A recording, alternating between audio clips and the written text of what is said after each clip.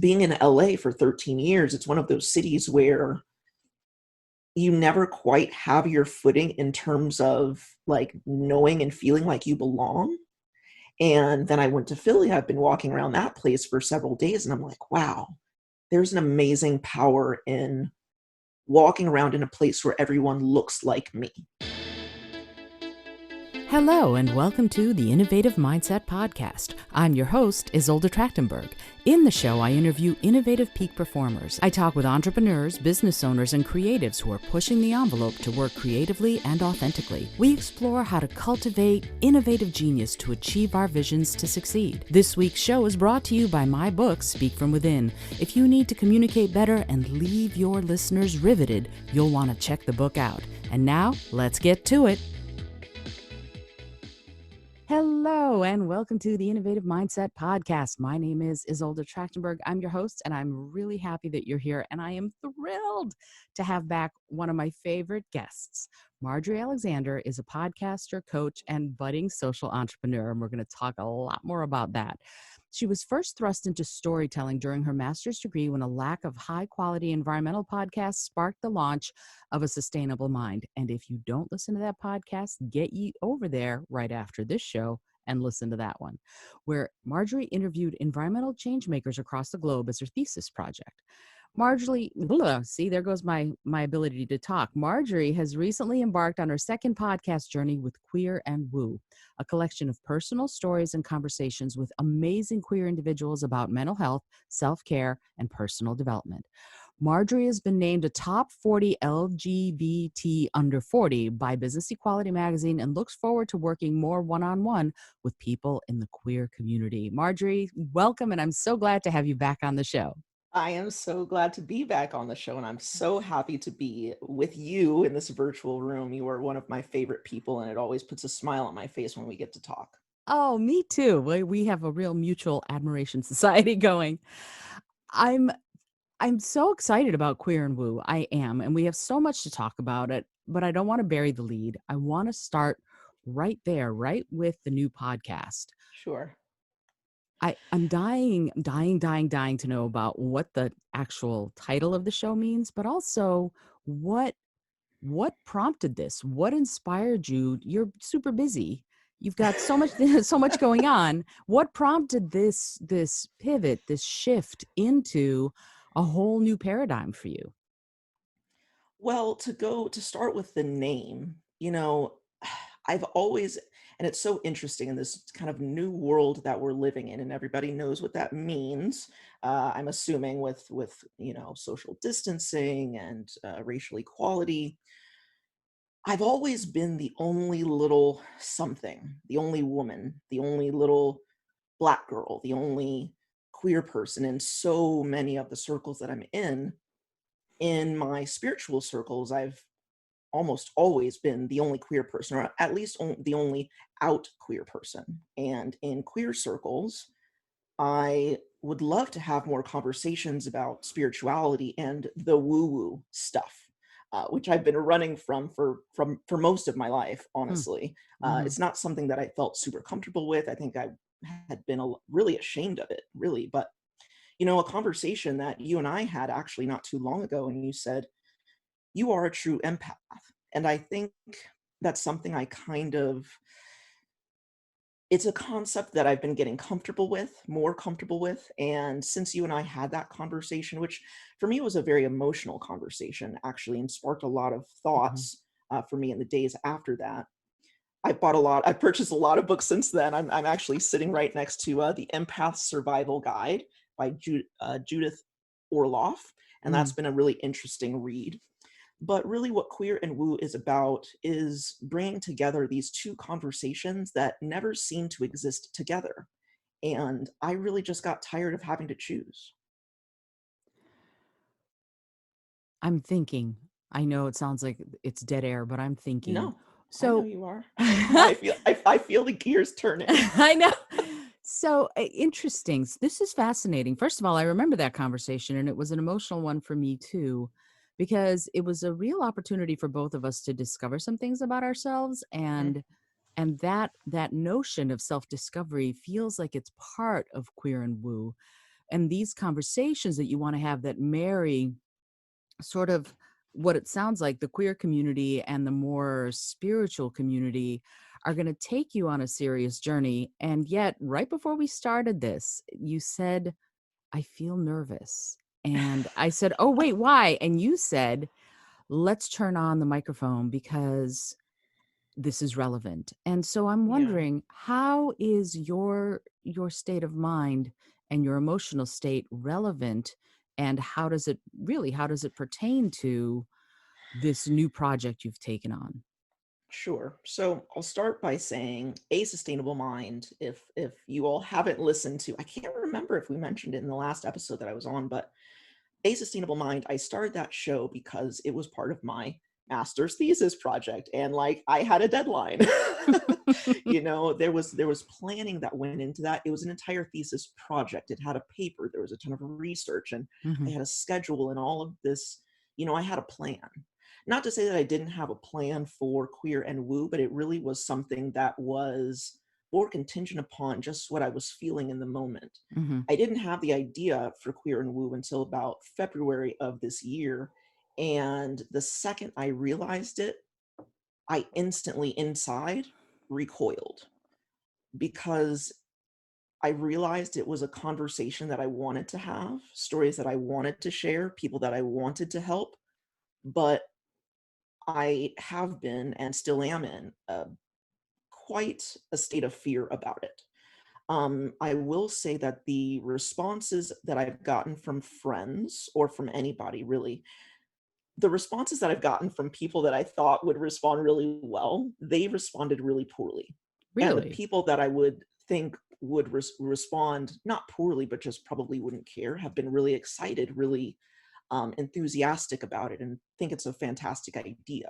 And so I'm putting myself in this position to um, explore parts of myself that I haven't before, and I'm also doing it potentially in front of hundreds and thousands of people. If this show, Queer and Woo, gets say even 10% of the listenership of my last show, that's a lot of freaking people. and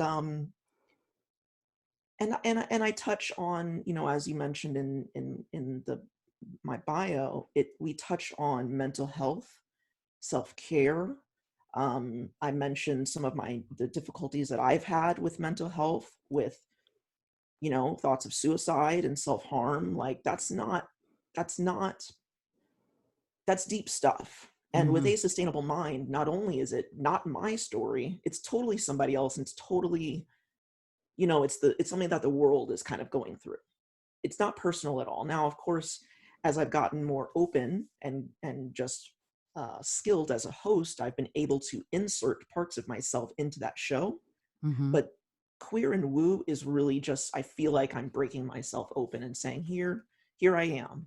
But for me, it's been quite a healing journey, actually. And I'm trying to, hopefully, being successful at this, taking others along for the ride.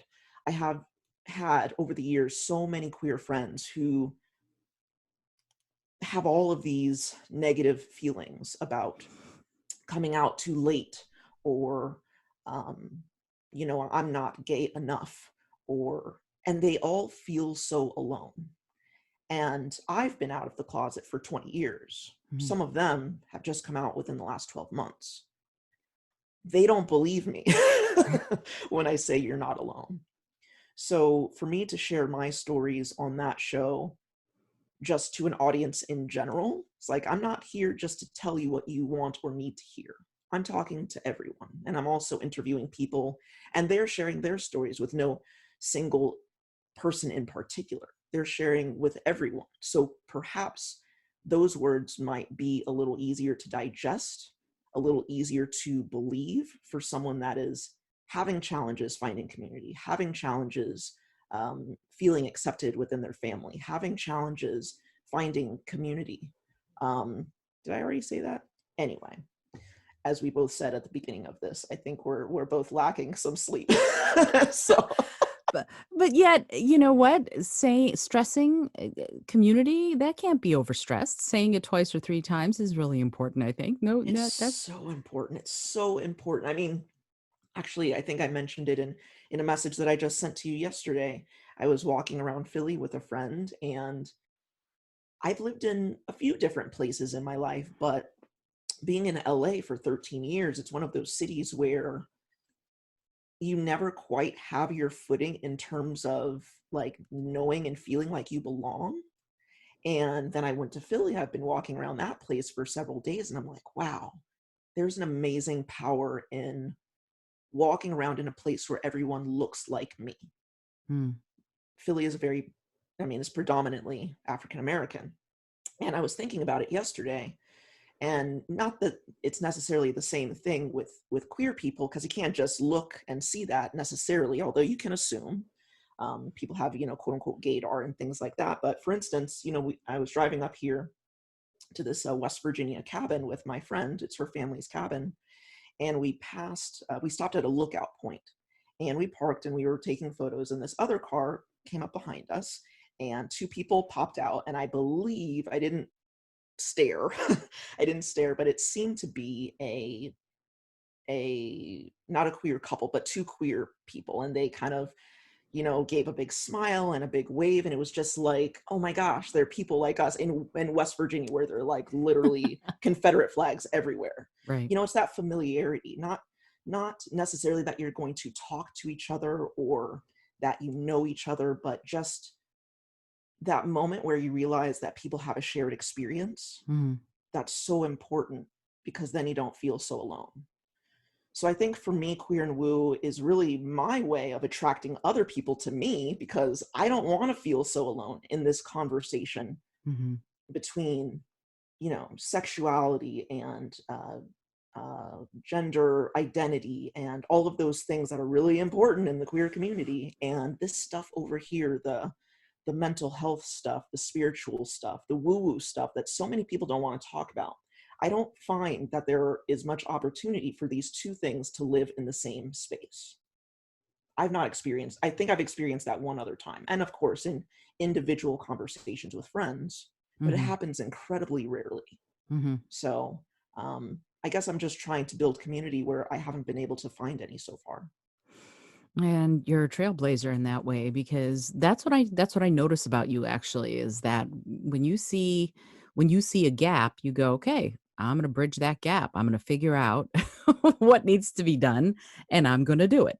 And I respect that so much about you because that's that's a rare gift to see the lack and then realize that you can do something and then go and do it.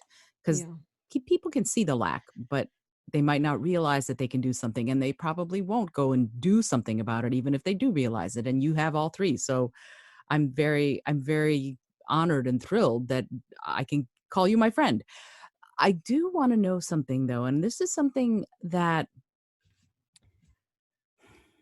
you said earlier that you grew up being the only in Mhm. your communities and in your circles, the only spiritual person or the only queer person. And that feeling of isolation, it sounds like, drove some of the desire and the decision making in starting Queer and Woo. What did you do for self care in those times when you were alone before you had the platform like Queer and Woo, like a sustainable mind? What were you doing then to take care of yourself to so that you could be here now, essentially? Wow. That's a difficult question, because I think for so long I was doing nothing. And that Mm, was part of the problem. mhm, I was, I was, gosh, I mean, going back all the way to college 15 years ago, I wasn't doing anything. I was crying a lot.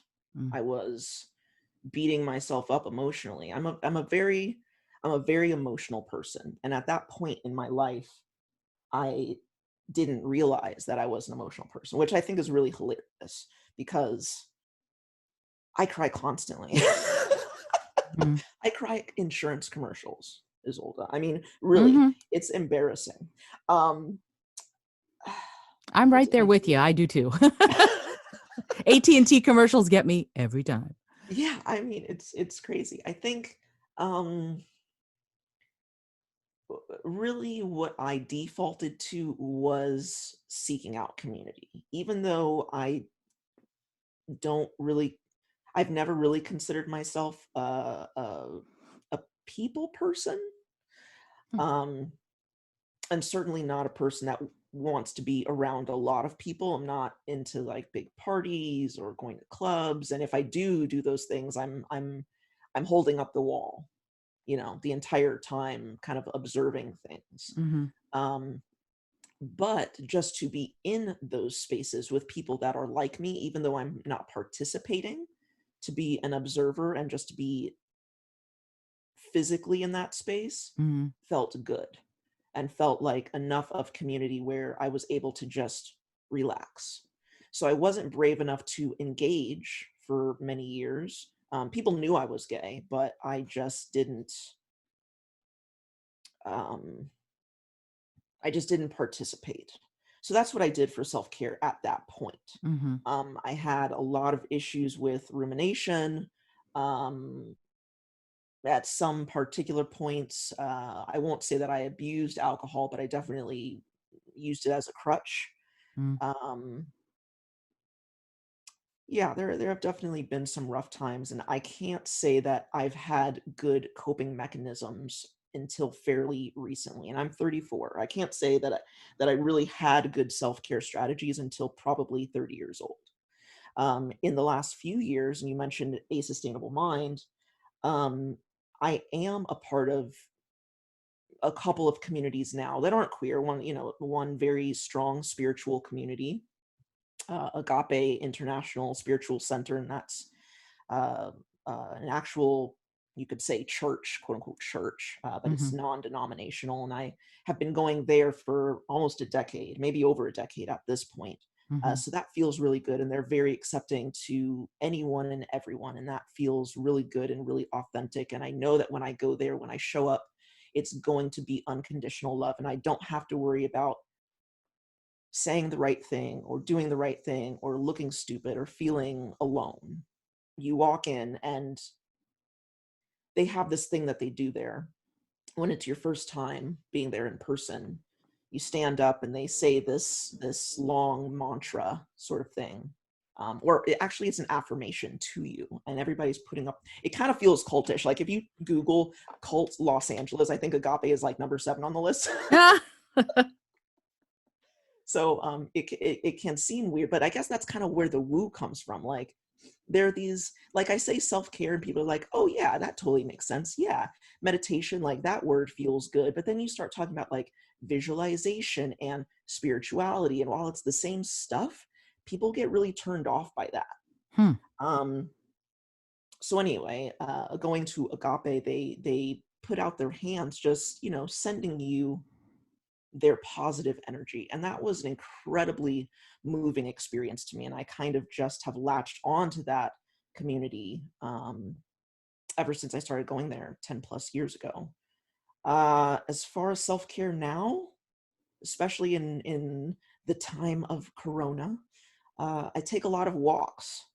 I can recognize better these days when I am getting emotionally just not in a good place, or uh am at risk of spiraling.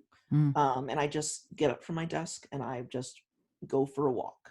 And sometimes, especially I think in those days after I realized that I needed to do this show, those walks were like 3.5 hours long. Mm. I was working through so much in my brain because I knew that I wanted to do it. I knew that I needed to do it for me. And I knew that me sharing my story would help a lot of other people. But I also knew it was going to be really hard, and it was going to be, I don't want to be dramatic, but physically painful. I mean, I do feel physical pain with a lot of things, which I think touches on the whole empath thing, which I'm kind of just, like I said earlier, I'm still kind of just now getting comfortable with even being able to say that out loud to somebody else. And just in the last couple of days, I feel like I've actually had to like defend that. So why do you think you're an empath? I'm like, see, this is why I don't fucking say anything. Sorry. Sorry, Oh, I use curse, but like, don't apologize. This is exactly where you are. No problem. yeah, I'm like, this is why I don't say anything. This is why I haven't said anything to myself, and this is why I don't say anything to other people because I just didn't want to have to, like, I don't even, this is why I have this freaking book. I don't know anything about what being an empath is all about, or even if I am a real empath. I have no idea. I'm just learning. I'm trying to discover it, and I'm not closing off any possibilities. But being put in a position where I feel like I have to defend myself, it gets my blood pressure up. And right now my blood pressure is up just talking about it, Hmm. you know, those two particular conversations. So anyway, that was a long roundabout way of answering whatever the question is that you just asked. I adore you. Uh, That was great.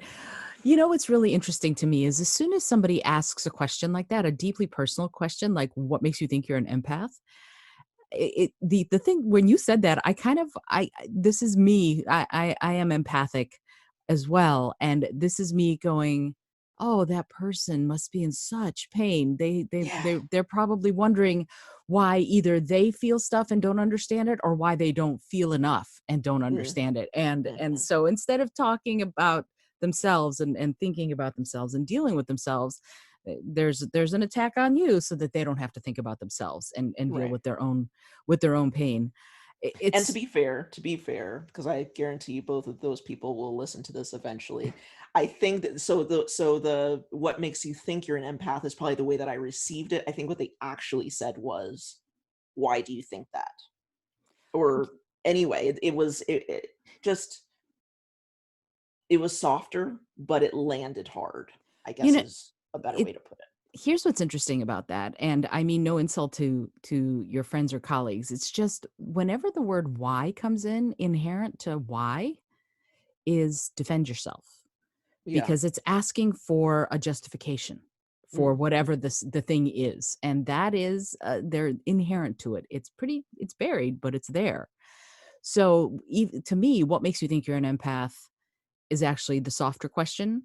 And so, if you heard why, and then you softened it to what makes you think, I can understand that there's a need, a feeling like you have to defend your stance, which is to me one of those things where I go, what is it that makes us go, I need to justify this, not because it's a valid question, but because you asked and I feel like I have to answer. You Mm, know, mhm. it is interesting when we think about that I have to justify what I just said. Yeah. You don't actually have to justify it because this is your process and it's your story. Mhm. So it's fascinating that we immediately go, oh, then I must have to answer it. No, you don't. You don't have to at all. And yet we feel conditioned that we should. It's fascinating. You know, what's interesting about this, my travel buddy here, we were talking the other day about answers. She's a law student, Hmm. and she asked me, or she commented, I believe, I never use yes and no answers. Hmm. And she went away. I think she went into a store or something. I was sitting in the car and I was thinking about it because I knew the answer to why I do that, but I couldn't remember. And then I remembered all of a sudden back to my childhood. A yes and no answer in my household was never enough. You had to be able to share why, how you came to that conclusion, Hmm. your thought process, Hmm. and be able to effectively communicate all of that to someone else. Hmm. And that was actually a very intentional thing that I talked to my mom about. I mean, she did that intentionally. Hmm. And as an adult at this point, while it was a good thing, I think either I took it to the extreme or it's had a detriment to it's been detrimental to my ability to communicate with people. To Mhm. communicate with people effectively is not really the word, but just I just have to over explain everything. It's exhausting. And I Mhm. think it makes others feel like I actually don't know what it makes others feel because I've never really asked them, but it makes conversations difficult. It makes communication difficult. To over communicate is a thing for sure. And it can be detrimental to the understanding of the overall concept or idea or whatever it is that you're trying to talk about. It's not always a good thing. Or it can be taken to a place where I guess it's a bell curve, like there's that perfect amount of information. You can have too little or you can have too much. There's that perfect amount, but I always seem to go on to like the over the hill and then I'm just riding a slide on my way down to way too much information, which is what I kind of feel like I'm doing right now, which I'm sure you're going to say, "No, you're not, Marjorie. You're just being yourself." Actually, I'm not gonna say that. I'm not. I'm not gonna say that at all. I am going to say that when we communicate, in my opinion, when you communicate, if what you're saying is authentic, if what you're saying is true to who you are, Mm, it's fascinating to anyone who really wants to know who you are mm, and who you are in that moment. So to me, though, that exchange of ideas, even if it is what you call over explaining, I don't think it's over explaining. I think it is delving deeper, which mm, which is different. Okay, and it's different because it's one of those things. I don't know if this happens to you, but I will solve your problems tattooed in invisible ink on my forehead. So if I ever ask someone, when I meet someone and I'll go, "Hi, how are you?" They'll go, "Well, let me tell you about all the horrible things that are going on in my life." Instead of going, "Oh, I'm fine. How are you?" I get this litany of all the stuff in their life that it's like they finally found someone that they can unload all of this to. mhm, And partially it's because I'm fascinated by it. I know that that's partially why that tattoo exists on my forehead, is because I'm fascinated by our experience. This is it. This is our life. So if you've got stuff to say, I've got ears to listen, and that's the point for me, is that to me that's not over explaining. To me, that's you sharing your experience of who you are and trying to use words which are sometimes woefully insufficient to express the depths of your soul. To mm, me, I'm honored by that. That's what I mm, think. So it's not about it's just who you are, it's you sharing who you are, and to me, that's fascinating. Does that make mm. sense? That makes a ton of sense, and I feel like I have the same experience with a lot of people. A lot of people. I am there. I don't know. They just come to me with these things that they've never told anyone else. I'm like, why am Mhm, I the person that they pick? Now, of course, I don't care and I don't say that. I just sit there and listen. And I too am fascinated by their stories and sometimes their challenges and mhm, concerns. mhm, Um, Finding those people for myself, not that I seek it out a whole ton, um, has been challenging. And I think that that's what you saying what you just said has reminded me of. I Not to say that the universe is going to be 50-50 in all ways, but it's nice to know that you've got a couple of those people out there in the world that while you're sitting there absorbing, not necessarily absorbing, that's a poor word choice, um, being the mirror or the sounding board or just kind of the shoulder for so many people, if there are one or two people out there who can be that for you, that's been really challenging for me to mhm, find those people. mhm, And I think when we had that conversation that we referred to 20 minutes ago or whatever, I think I reached out because I needed that and I mhm, didn't know who to call, which is interesting because I've got some very close friends, but not all friends are good for every kind of thing, mhm, every kind of conversation. And I just knew that you would be accepting and listen and be non-judgmental. and just hold space for me. And to have someone in your life that can just hold space isn't going to pick it apart what you're saying or badger you as to why, that's super important. That's super important to find those people. And when you find those people, man, you got to hold on to them. You just have to because you never know being that type of person when you're going to save someone's life, truly. And I had that experience very recently. Someone needed me, and I said, I'm getting on a plane. I'm landing in however many hours. I will call you immediately after I land. And she had had um, what she had read as a demonic experience. I have no idea what really she was experiencing, but that's what she felt, and I was just going to be there for her. Mm-hmm. And when I got home to where I was going, I got on the phone with her and we talked for probably an hour. She just needed somebody to be there, Mm-hmm. be non judgmental. I'm not going to ask her why. I'm just, how did you feel? Or, talking about her husband, like, was he supportive? How did he react? Is everything okay? Like, where are you at with this?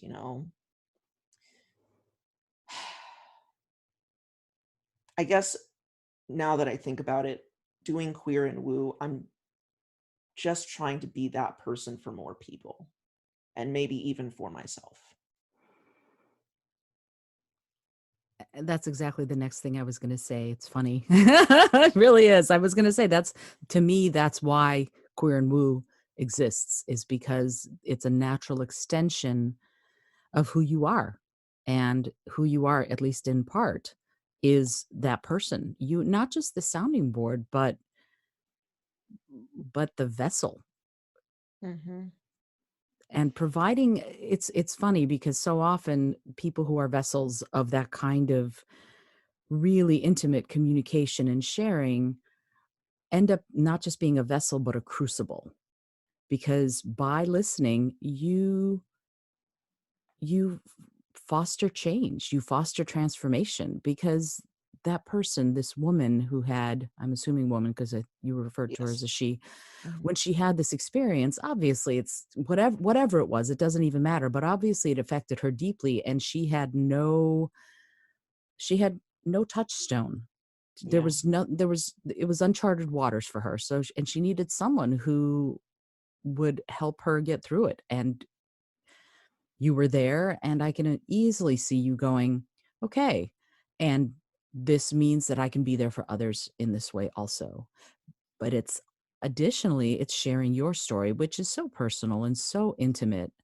And I appreciate that about you very much, that you're willing to be vulnerable like that. And because we walk around with facades, every single one of us, and it can be so challenging to go, okay, no, this is who I really am right now, right here. And I'm open Mhm. hearted, and I'm open spirited. I'm honored to know you, and I honor you for that. That's really something. We must be kindred spirits. I don't know what happened, but when we met, I was just like, I don't know. I don't know about this person, but there's just something about her. She's freaking awesome. As I said earlier, mutual admiration society. I love it. So now I'm going to pivot and I'm going to talk to you about Star Trek. Sure. Okay. Are you a Star Trek fan? I used to be back in the day, mostly the Next Generation, but then I kind of fell off, and I'm not a fan of the movies, Okay. but I really like the TV shows. Awesome. So, did you ever see the original Star Trek series episode, The Empath? No, wait, Ah, wait a second. ah, Empath? yes. No, I don't think I have. Tell me, Okay. tell me. So this episode, holds a special place in my heart for many reasons. The first of which is when my family first moved to this country, to the USA, we didn't have a television, we didn't speak English, and our neighbors invited us over to watch television. And the very first thing I ever saw was Star Trek, and specifically the Star Trek episode called The Empath. And why it was so cool is that there's actually very little dialogue. Hmm. And the reason is because Spock, McCoy, and Kirk go down to this planet where there's this beautiful young woman who has this unique ability. And her ability is that if you are in pain or if you're injured, she can touch you and she can heal your pain. But the problem is that what happens to her is that whatever injury you have, she has to experience as part Mm. of healing you. Mhm. And there's a point at which, McCoy has cuts on his face, and she touches his face, and they heal from his face as if they'd never been, but then they actually appear on her face, and she has to experience the pain of all of that in order to heal it through, and then she heals again, and she's back to being normal after she experiences this.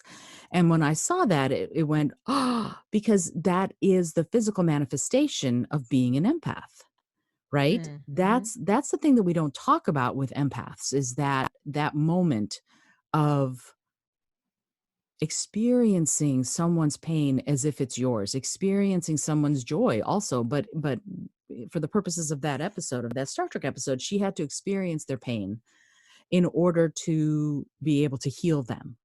And Mhm. and when we talk about empaths now, we talk about it most often as emotional drama or Yes. trauma, right? So Mhm. when I say to you that I believe you're an empath, as you go on this journey to explore that and explore queer and woo and what that means as far as sharing your story and inviting other people to share theirs, that's kind of what I'm talking about. That idea of, to be an empath means that you experience the heartache or the trauma or the pain just about as if you are the person actually experiencing it. And so you take Yeah. that in. And when you provided that crucible for the woman you were talking to, and when you provide that crucible for your guests and for your listeners, that you in some way as an empath experience the pain and the process that they're going through in order to transform it and heal it. Does that make sense? Mhm. Do you understand what I mean? Absolutely. Okay. Absolutely makes sense for sure. So there's something that I want to, this is going really deep. Uh, when when we first started chatting, you had mentioned that as part of your earlier life, that there was that you experienced self-harm and even sometimes suicidal thoughts. Mhm. And you said something that I thought was interesting. You said, and I didn't even know why. And I would love to see with you right now what that means to you with respect to being an empath. And here's what I mean. As an empath, you walk around daily with that taking on of other people's pain. And I don't know that you can help it as an empath, until you learn how to shield, and I can help you with that. But until you learn how to shield, it's a battering ram. It's a constant thing. And I think that Yeah. there are probably many empaths out there who don't know why they feel the way they do, but yet they're steeping in so much trauma in the world. Mhm. And so I'd love to get your thoughts on that for yourself. What do you think about that? That idea of, as an empath, it kind of makes me go, well, it's no wonder. It's no wonder that you felt that trauma as if it was happening to you, because you are empathic. And the world is not, on the whole, right now, a particularly happy place. Yeah. It's I guess it's not interesting. I'm in this cabin in the backwoods. I have nothing to do but think Ah, and read this book. But I was actually thinking about this exact thing yesterday. If it was a possibility that when I was younger feeling those things, if they weren't mine, if those emotions weren't mine, if they were mhm. just if I had picked them up, or yeah, I don't know. I didn't get really a feeling of relief from that. Mhm. Probably because prob uh, I'm a bit of a, I don't wanna say I'm a control freak, but when it's not mine, it means that I can't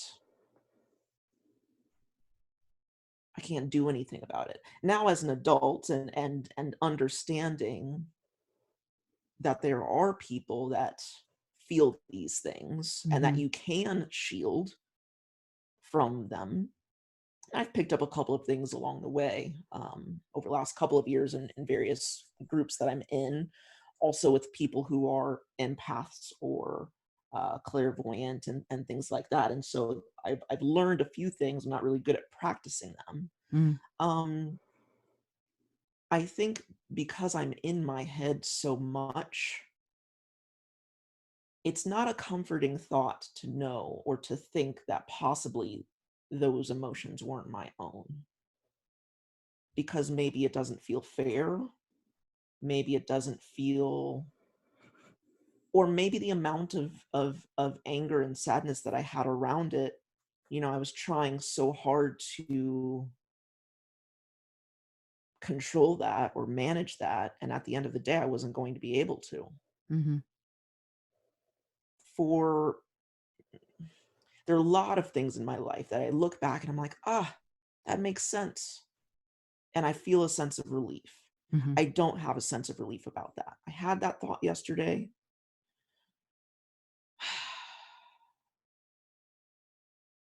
It makes me more emotional, I guess. I haven't really figured out how to get on the other side of that. And maybe once I do figure out how to shield up, as one energy worker that I've worked with in the past has taught me to do, shield up. And I always forget to do it. Or maybe I'm just uh stubborn.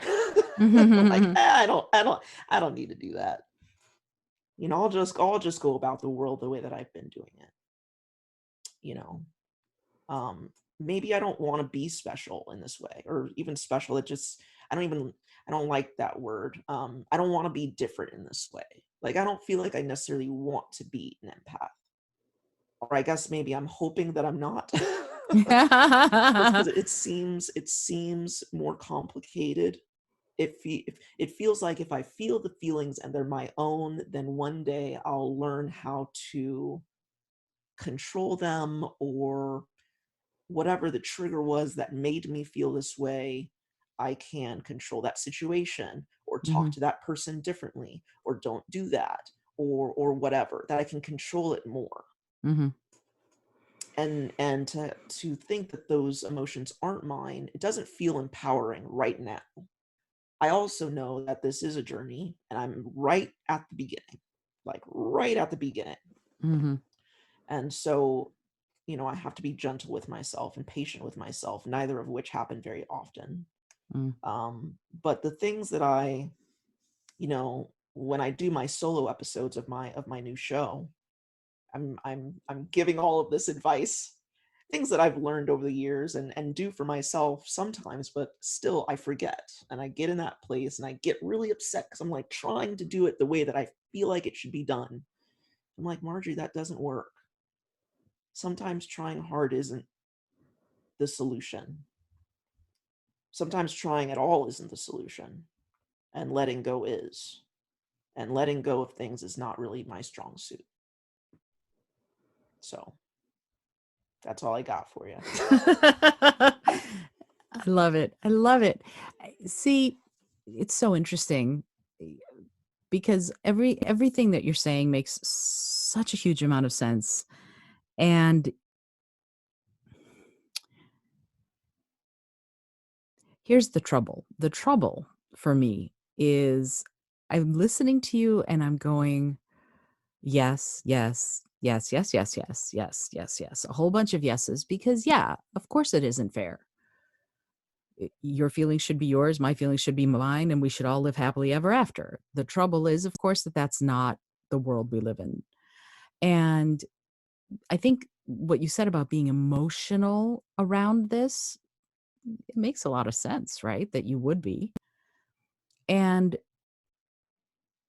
being being at the start of a journey like this, you can't know where you'll be later or when you finish. You can't know. So when we think about this idea of being empathic and allowing ourselves the opportunity, I think, to not know, to not control, that's powerful.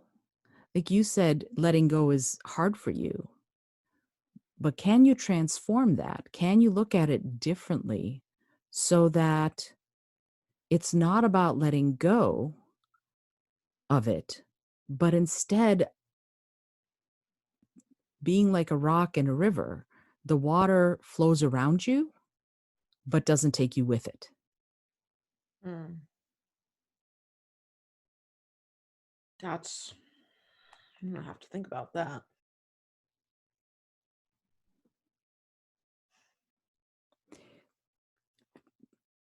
Shielding is, we can call it visualization, imagination, doesn't matter to me. Some people get triggered by those words, Hmm. whatever. And yet, it's about protecting the very emotional, fragile core of who we are. That to me is what it's about. And so, in the process of being there for other people, like with Queer and Woo, you can't lose yourself, right? And that's what shielding is for. That's what taking care of yourself is for, so that you don't lose yourself in the maelstrom of all that's going on around you. So when you Yeah. do that, when you take care of yourself, that's you doing right, not just for you, but doing right for everybody in your circles.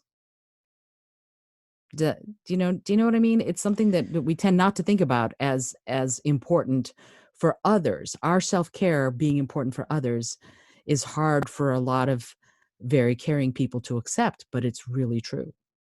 Mm-hmm. And I know that I need is a strong word. I want to take better care of myself because I know it's only in taking care of myself that I can offer anything truly to anyone else that's truly, truly authentic. And the older I get, the more in touch with those deeper, what used to be darker corners of myself, um, as I get more acquainted with that stuff, I want to share more of those things. I know that I need to take care of myself. And also with this show, I need to talk the talk and walk the walk. I can't just be Mm, saying these things and not being a good example. I suppose in a way, this is also my way of keeping myself accountable. fascinating.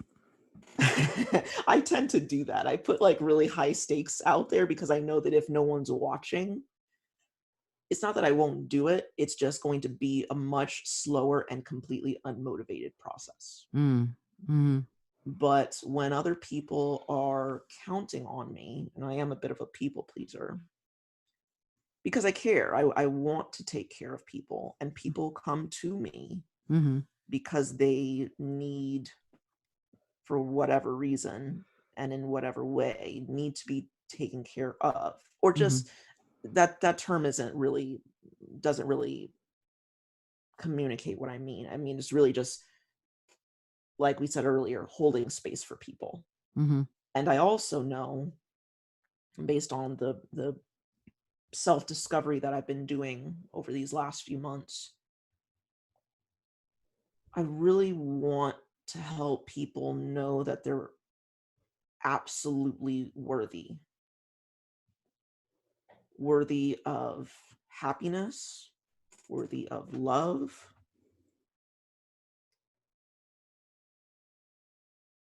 just worthy of being here. I think when I was younger, feeling those feelings of self-harm and, you know, following through on some of those things. I needed that. And when I have friends or acquaintances these days, or not so much these days because it's far, far less at this point, but say in college or in my 20s, knowing people that are in that place themselves, I just want to hold them emotionally, Mhm. sometimes even physically. I Mhm. just want to hold them. And I know that if I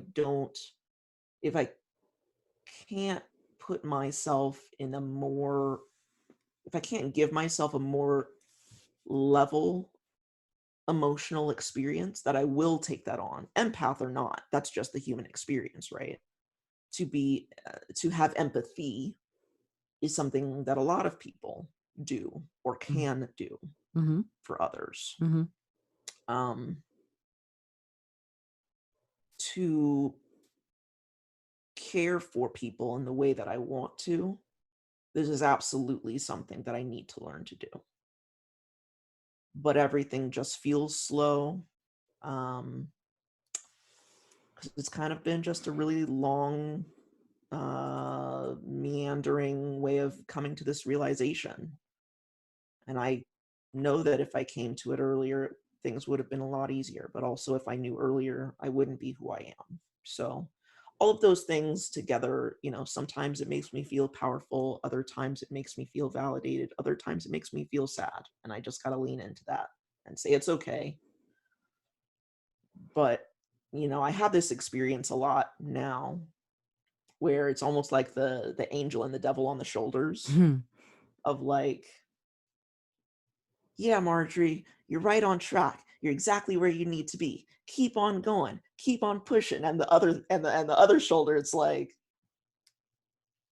"F that. Who cares? Stay in bed, take a nap. These people suck. I want to quit my job." And it's interesting because you are not your thoughts. And so I've gotten to a point now where I can watch both of these things kind of have this conversation, and I'm completely separate. And Mhm. then they finish and they get it out of their system, and then I just kind of go about my business. But anyway, I'm going off track here. Not at all, actually. You are so not alone. Everybody's got that little angel and devil on their shoulder, and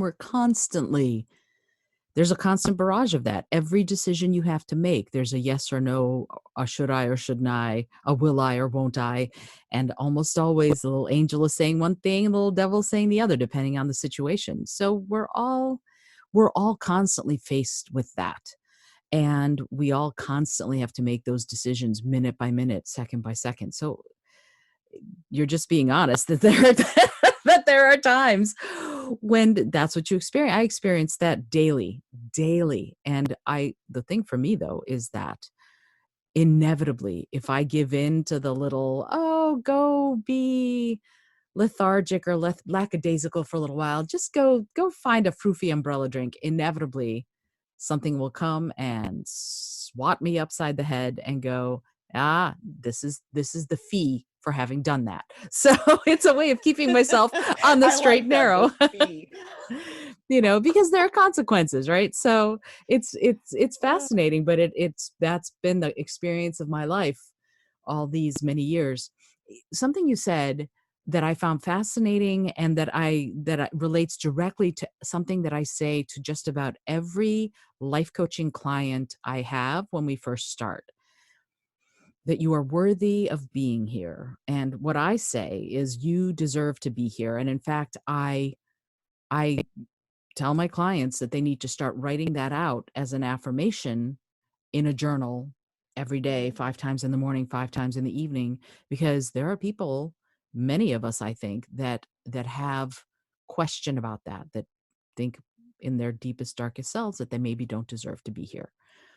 And Mm, that's the very first thing. So you hit on a core belief that I think we need to be aware of, that there are people who question that.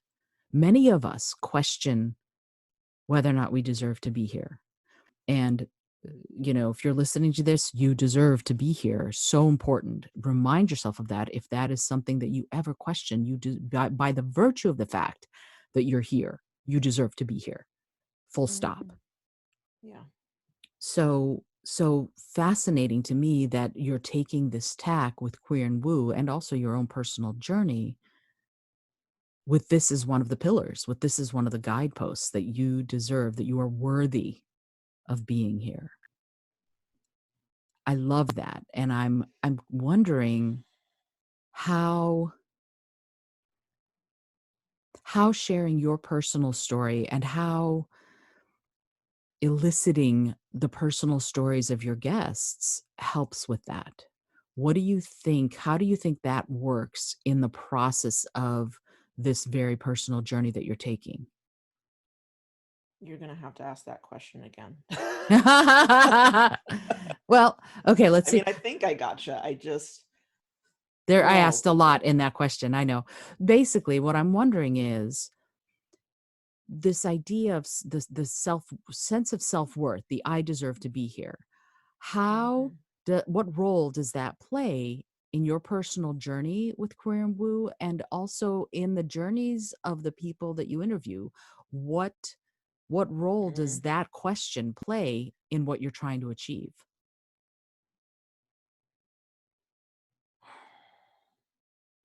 I know I don't ask Well, easy questions, do I? no, you don't. You don't. My gosh. Well, a big part of it is that I share things on this show that I've never shared Mhm. with anyone, Mhm.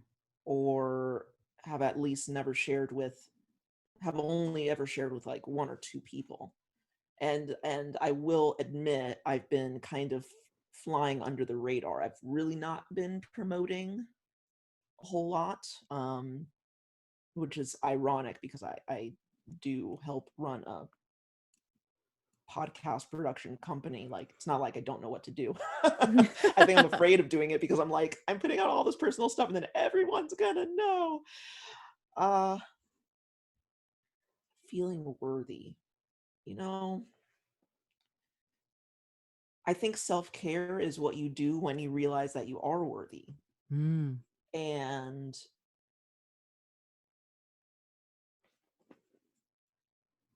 the stories of the guests that I've interviewed so far have almost always started with, I didn't feel worthy. I didn't feel like I should be here.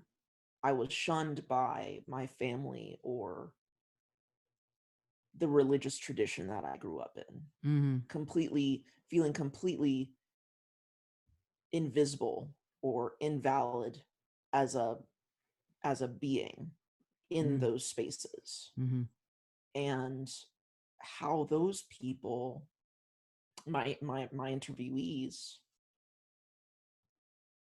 had that realization or got through that process in order to understand, yeah, you belong here too. I think it's only at that point when it's like, okay, my self-esteem is high enough. I can kind of look at my experiences in the past and understand, yes, all of those things were hurtful, but I made it through. Mhm. I understand that my experience is just as valid as anyone else's.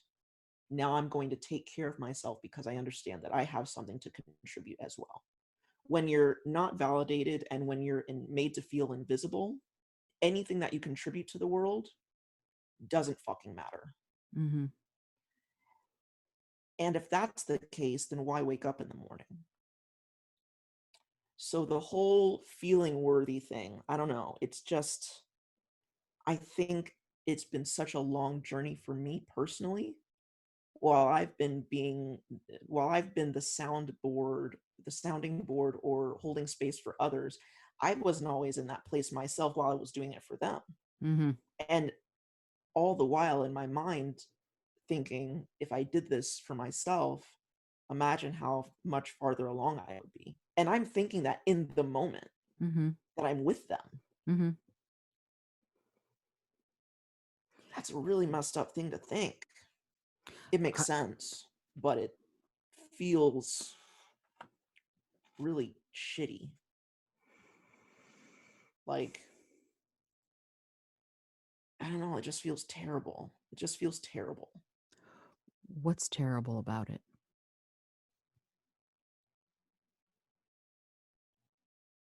To think that you're only put on this earth to serve other people and that you as aren't intrinsically valuable yourself, Hmm.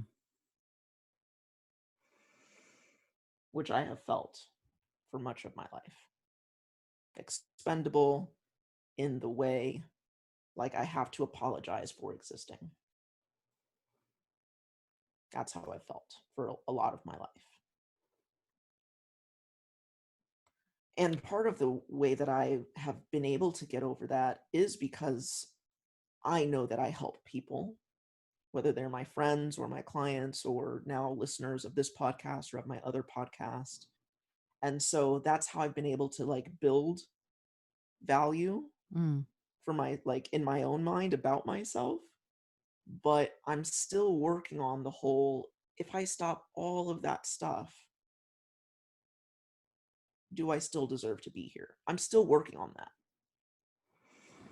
Like I'm tearing up right now just thinking about that. Even though I mean, I know it intellectually, but like to actually integrate that into your body, I'm not there yet at all.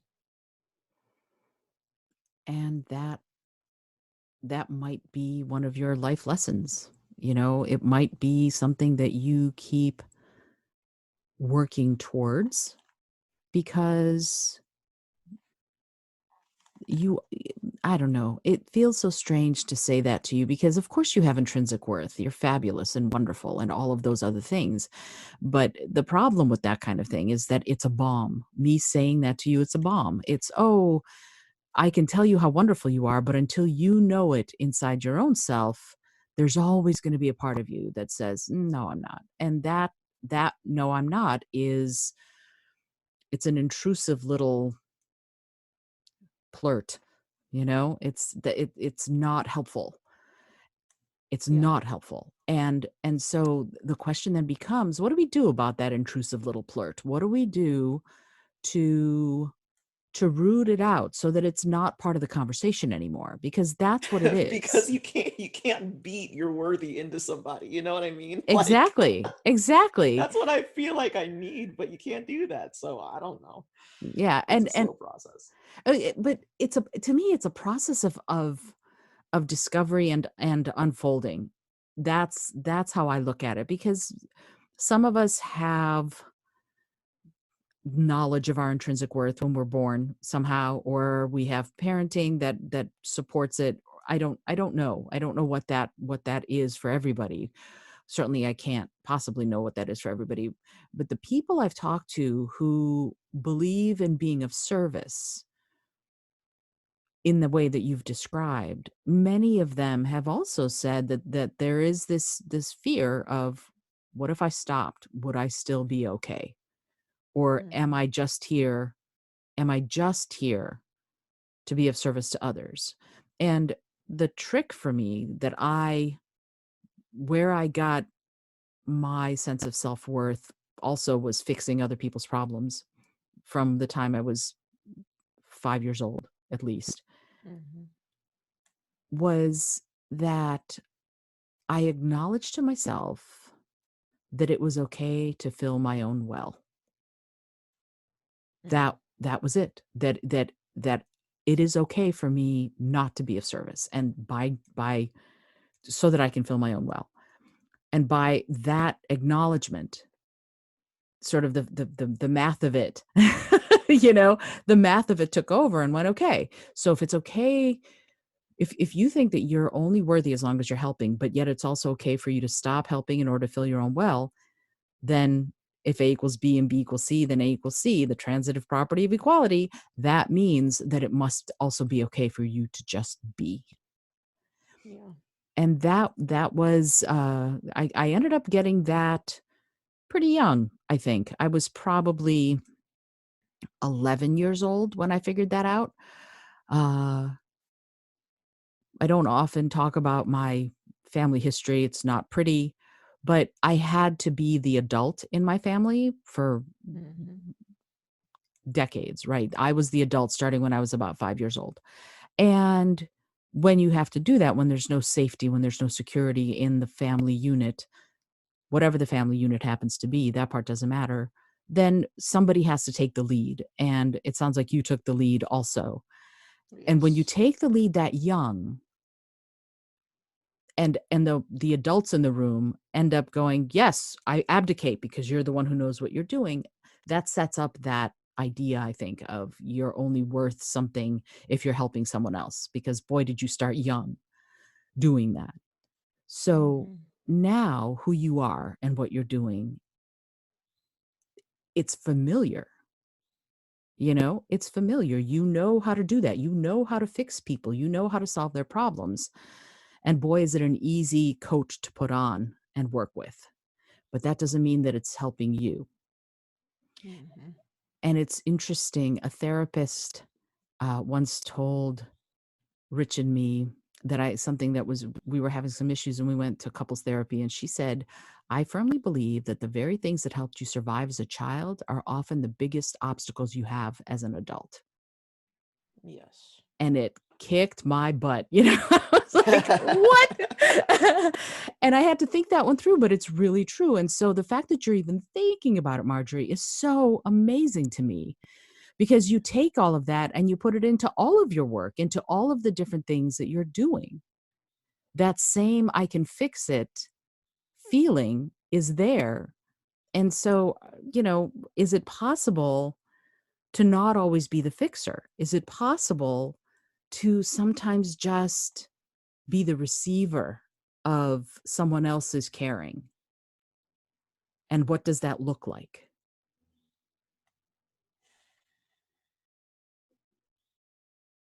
I mean, I'm sure it's okay. I'm sure it's I, okay.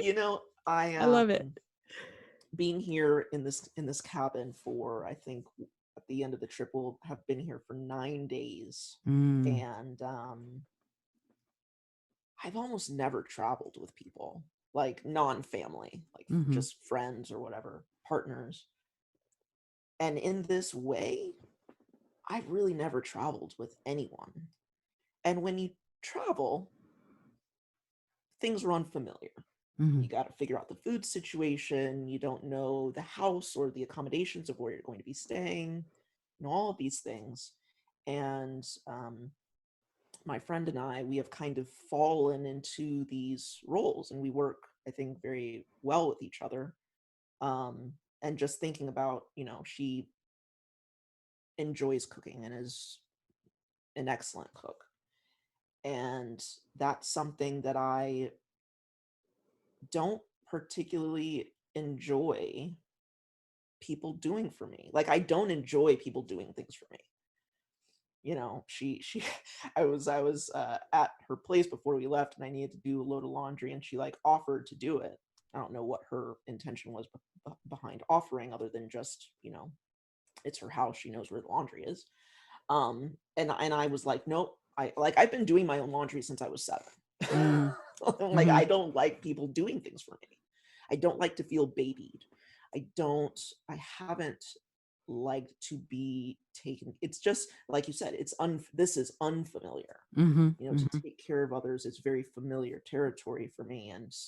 And the very few times when, oh my God, just this entire conversation with you is so perfectly timed, because I'm literally going through all of these things right now.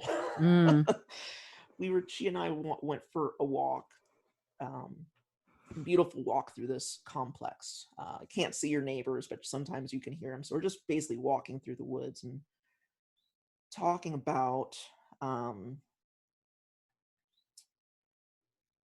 just opening yourself to be taken care of.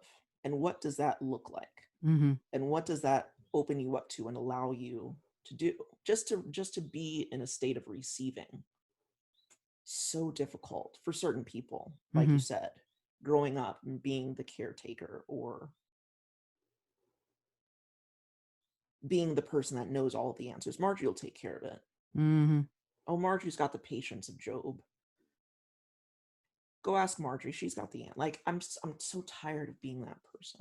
Mm, And to just sit and be still enough and let my mind rest enough and just trust that someone else can do something as simple as cook me a meal without me feeling like I owe them something, because that's been a huge thing in my family. We're talking about people who buy you gifts that at the end of the day aren't gifts, they're loans, and you now owe people something. mm, Well, how do I know that you're not going to turn around and tomorrow or in a year or 10 years from now want something from me? From something that I didn't even ask for, something you offered me. You offered me a gift, and I took that at face value. And now you're telling me that I owe you something, that gift had contingencies, but you didn't. Like, the rules aren't fair. It's not fair. You didn't tell me what the rules were. I would have played the game differently if I'd known. mm-hmm. And so, like, just to be in a mode of receiving has been really difficult. Um,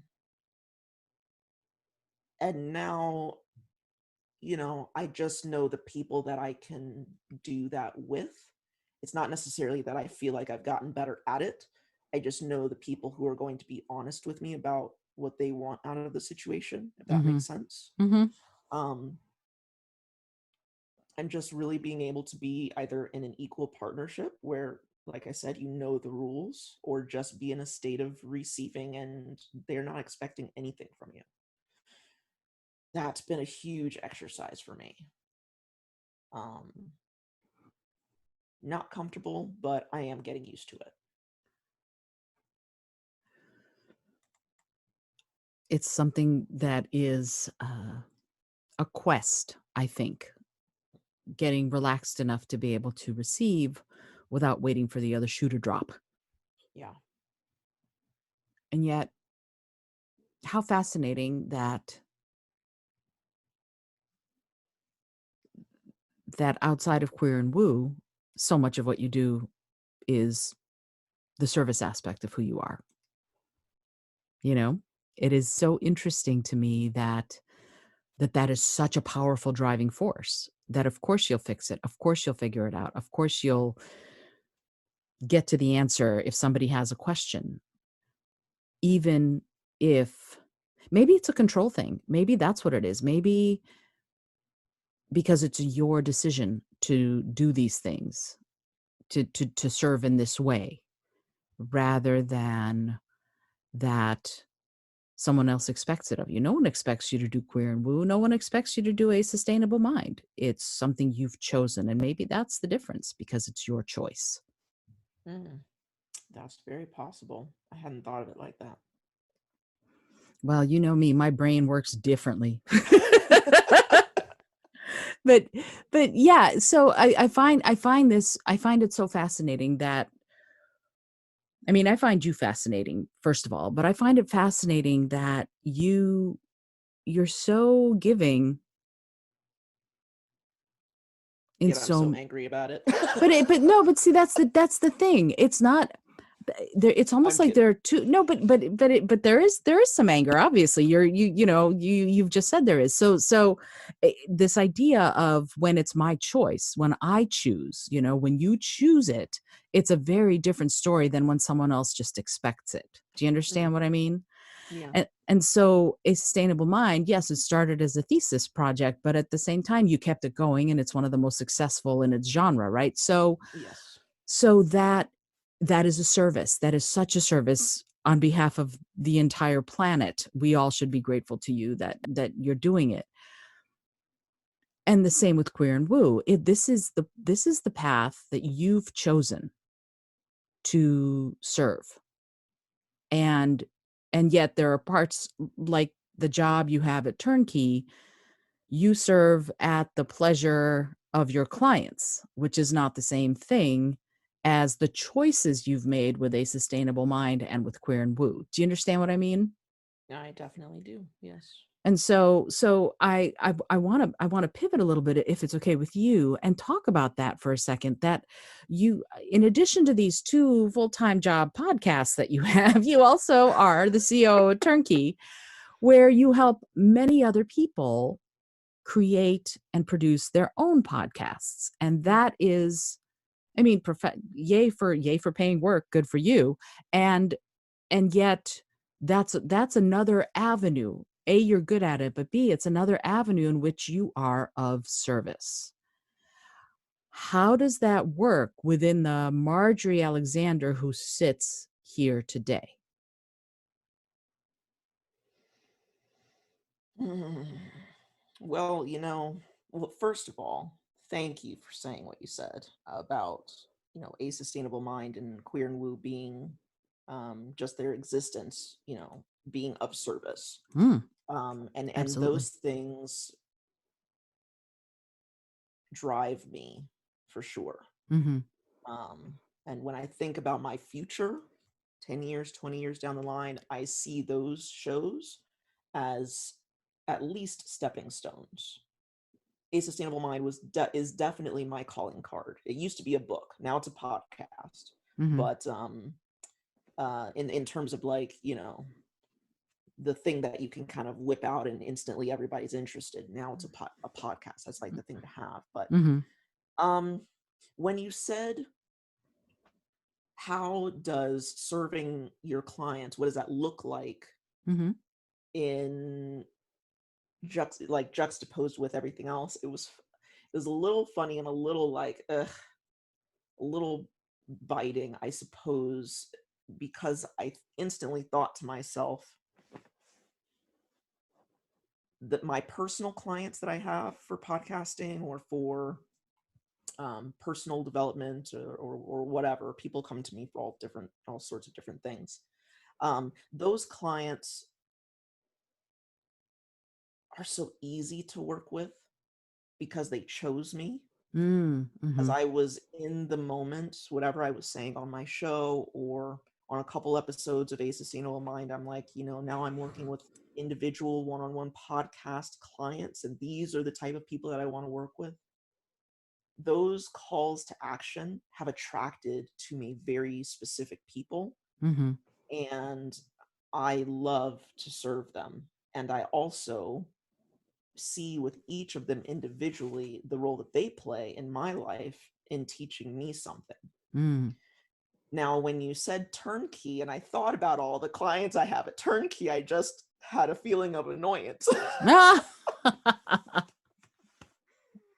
I love my job at turnkey, by the way. It is fun. There's never a dull day, and it really does give me an opportunity to be a problem solver in terms of like puzzles Mhm. or like a math equation where there really is only one answer, Mhm. or at least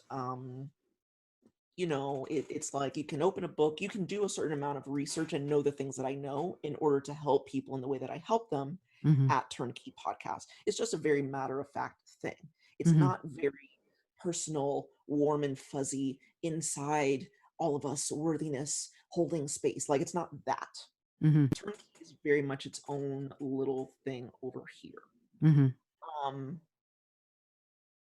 and the challenge that I've had recently, as my personal practice will say, I'm not a therapist or anything, but just my personal practice in terms of serving my own clients has grown.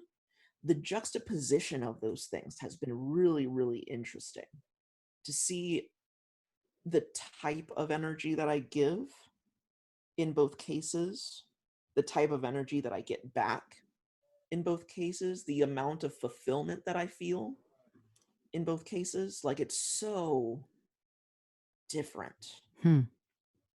Um, like I said, I love what I do at Turnkey, and it has really thrust me into a network of people that I think I can lend a unique viewpoint and unique problem solving capabilities just because of my world perspective. I see things differently than all of my colleagues do. and other people in that kind of entrepreneurial circle.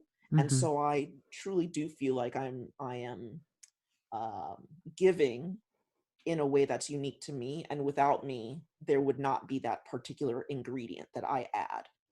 It is unique, and so I feel very good about that relationship. um but the juxtaposition has been interesting.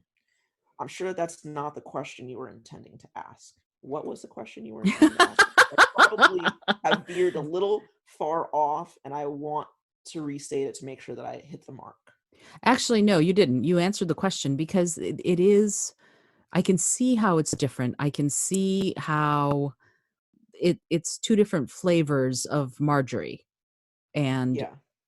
the clients that you attracted specifically wanna work with you.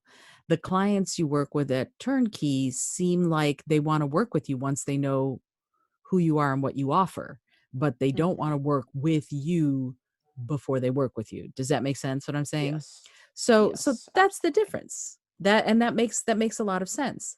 And yet you said something that I really wanna dig into a little bit more. You said you bring a unique sensibility to creating podcasts, to working with the clients at Turnkey.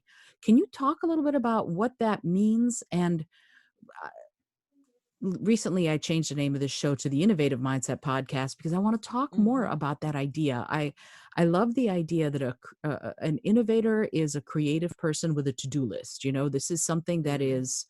that is driven to achieve a process or a goal. And that's what you're doing, but you're doing it in different ways, in innovative ways. And I'm wondering if you can talk about what sets you apart. What is it that makes you unique as you work with these clients at Turnkey? Well, it's interesting that you use the word creative because that's kind of what I feel like I'm bringing to the table, in Mhm, addition to that community.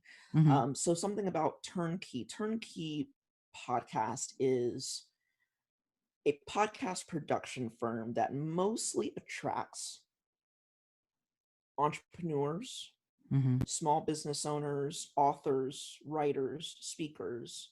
We have a lot of clients who work in like financial products and retirement products. mhm, They there's a very I mean, we have dozens and dozens of clients, and there are a couple in there who their personality is a little bit more similar to mine. Their content of their show is a little bit more similar to my own shows.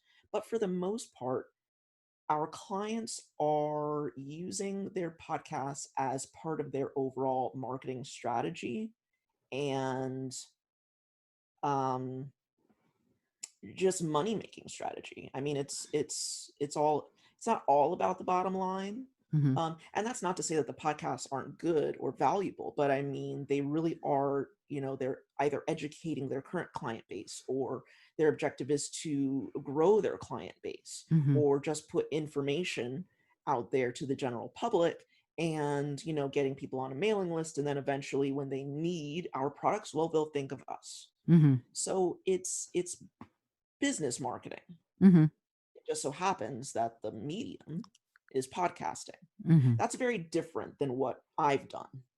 And like you said earlier, when I find gaps, I fill them. mhm, And the way that I fill them so far has happened to be podcasts. But my shows are also very community oriented. mhm, And so, not that those two things, having the business podcast and having the community, um, make the world a better place kind of or social podcast is so different, mhm, because the ways in which I have promoted my podcasts, the ways that I've thought about monetizing, even though I've kind of shied away from that for the most part. The ways that I've monetized, like the ways that I've done things with my two podcasts, people just don't do over here in the business podcast realm. They just don't. mhm, mhm, And so usually the different perspective that I offer is that perspective. It's like, well, yes, this is this is a list of all of the ways that you can monetize, or that you can build community, or that you can make your audience feel more like they're sitting on the couch just listening to you and your guests have a conversation. there are ways that you can do that, that you can, Google and read online, but also here are the ways that I've done it. And while my podcast is nothing like yours, why not try it out? So that's kind of just the very like, well, Marjorie has a different perspective because her podcasts are different. Mhm. Yes. So that's all of that. And I think everything we've spent this conversation talking about coming from more of a feeling place, even though in my meetings I'm very much the problem solver, and I'm and matter of fact, and just, try to give you the information that you need, although sometimes I do give them a little bit more information than they want, which I've been told actually. um, it's coming from that place is not something that our clients expect. Now, what I have been pleasantly surprised about is that they love it. 95% of our clients love me. Not like, they love me. They love Marjorie. Oh my God, Marjorie's great. I mean, I hear, my bosses, they're just showering me with, I'm not like words of affirmation type person. At least I don't think that I am. And so it's kind of funny because it sometimes turns me off a little bit, but they're always telling me what the clients are telling them, my bosses. One Mhm. does sales, one does the books, and they are the ones that have kind of the conversations that happen before the check gets signed. Once the Mhm. check gets signed, then there's me. And somehow the client and my bosses communicate later on, and they're always just ranting and raving about me, but I think it's because I give this something extra element that they weren't expecting, um, using our company as a podcast production house. So those are kind of the things that I'm talking about when I think I do lend a little bit of a different perspective, a little bit of a different way of doing things, but also a different way of delivering the information and holding space for our clients. Because even if it's not a super emotional topic, you still have to have an ability to listen, and not just listen to what they're saying, but listen to what they're not saying, and then give them what they need, which isn't always what they want. And I think that I'm really good at that. Can you delve a little bit deeper into that? What do you mean by listen to what they're not saying? That just thrills me. I want to hear more about that. So one client recently, and I'm trying to fast forward to the end of the story to figure out what I'm going to say, but I'll just go with it and we'll see what comes out.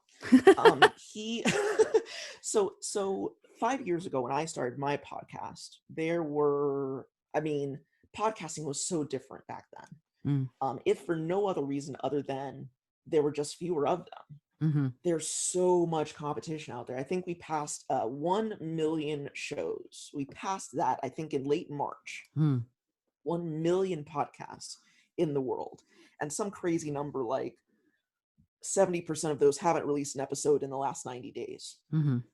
But anyway, so we have this client and he launched a couple of months ago. I mean he's still in like his teens in terms of number of episodes. Mhm. And he's not he messaged us and he said, "I'm not happy with my download numbers and I'm going to take a break."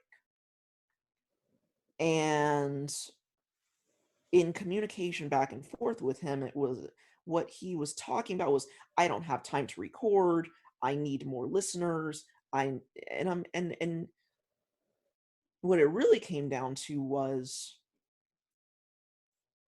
he needed to feel validated in his current business, his Uh-huh. new business, which the new show was part of his new business, and he has a very successful online business that he's been running for years and years and years. And because of the type of business, it actually kind of blew up when Corona happened. I mean, Mhm. his business increased threefold literally overnight, and it's Wow. so interesting because in this new business that he's starting, and I think he's going to be doing coaching with people. That's kind of the intent down the line. He needed just reassurance that what he was saying was quote unquote correct. Uh-huh. But you're lending your advice and your experience of something that you've been doing very successfully for years. He just needed reassurance, but also I'm like, and in terms of your numbers, like we'll tackle the whole, uh that's, I suppose that's an issue of worthiness. He didn't feel like his voice was worthy of being heard. It's a very good show, actually, and trust me, I know we have some clients whose shows are not good. Um, so he was just feeling very in his head about his performance, as if his voice was what caused him to have fewer listeners. Mm. Now, if you know anything about podcasting, it doesn't exactly work like that. Um, but to be a problem solver also, like, what you actually want from us is advice on how to build community, advice on how to put yourself out there. Podcasting is not a build it and they will come. People think that. It's not true. You don't build it and they will come. You put shit out there on Apple and it just sits there. If you don't tell anybody, they're not going to know, they're not going to look for it, and they're not going to be able to listen because they have no clue that you're there. So, on the one hand, yes, you're doing a great job. Keep going. The information that you're providing is valuable. And on the other hand, just market your freaking podcast, dude. You don't put anything on social media. You don't have not emailed your network. You haven't posted anything on LinkedIn. Nobody freaking knows you're there. He has a list of probably tens of thousands of people in his current business that's so super successful.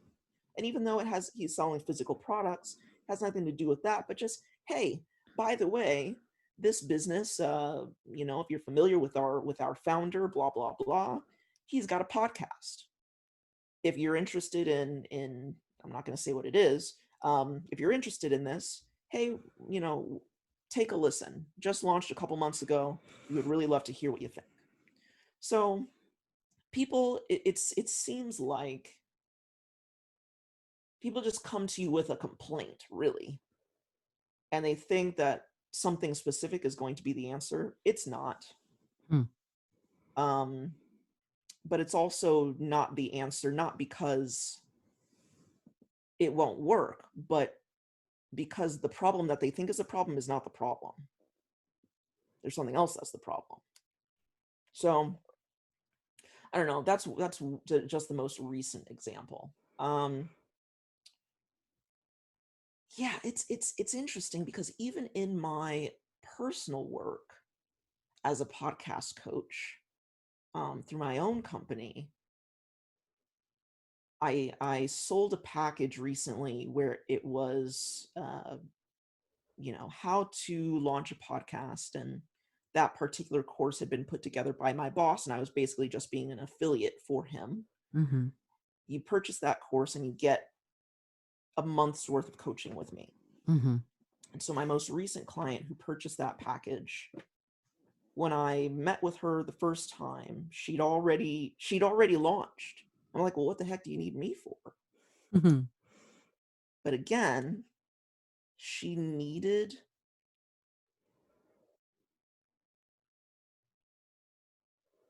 just needed help feeling worthy of her voice being heard by everyone out there. There must be some sort of disconnect that happens when you put your voice out on the airwaves. Like when you're having a conversation with people, or you're at an event or a party, like the people who are in your midst, they chose to be there. So obviously they must want to hear from you in one way or another, or at least be okay with being in your presence. But people, they're like, oh, I want to talk about this topic. But I think they put that information out there and then they realize, oh crap, I don't know if I want to be heard by people. What if they don't want to hear from me? Well, they downloaded it, they pressed play, and if they're 5 minutes in and they're still listening, then they want to hear from you. There's a lot of weird stuff in the head of podcasters about feeling worthy enough to be heard. And for all of my challenges with worthiness, apparently I don't have that particular problem. Yay for the rest of um us. yeah, I guess so. I mean, I don't know if that answers your question. Those are really the only examples that I can think of right now. But as a coach, which is fairly new for me, I've only been doing it for a couple of years now. with podcasting and personal development and a couple of other things. Um, People just aren't asking the question that they actually want the answer to. And it's figuring out what their question actually is I think what I'm particularly good at. And I'll repeat it back to them.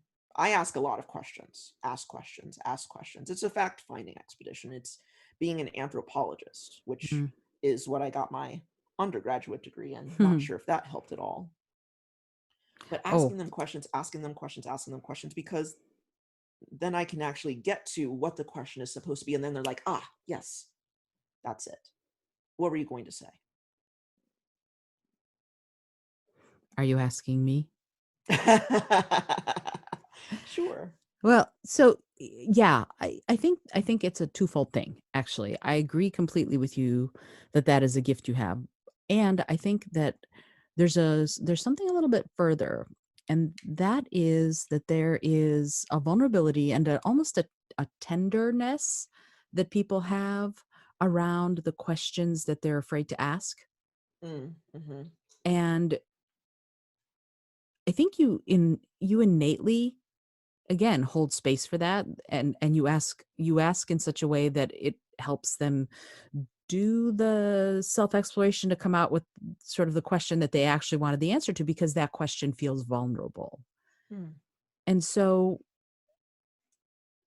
uh-oh, by the way you said, I'm wondering if you hadn't thought of it that way before, because I'm about to ask you, how do you do that? And if you Well, haven't I thought of hadn't it. thought about it before. Okay. So, Um, yeah, because do you see what I mean? Because that there's a communication style that I think you innately possess that allows that to happen, where you can go pretty deep with people. Certainly you and I, within 4 minutes of meeting each other, we're talking about the deepest things, and it yeah. felt very easy, I think, for both of us. And Mhm. so what do you think accounts for that? Do you is it just an innate thing, or is there something that you have studied or thought about that helps you be in that position of helping your clients think differently about these long held beliefs that they might already have?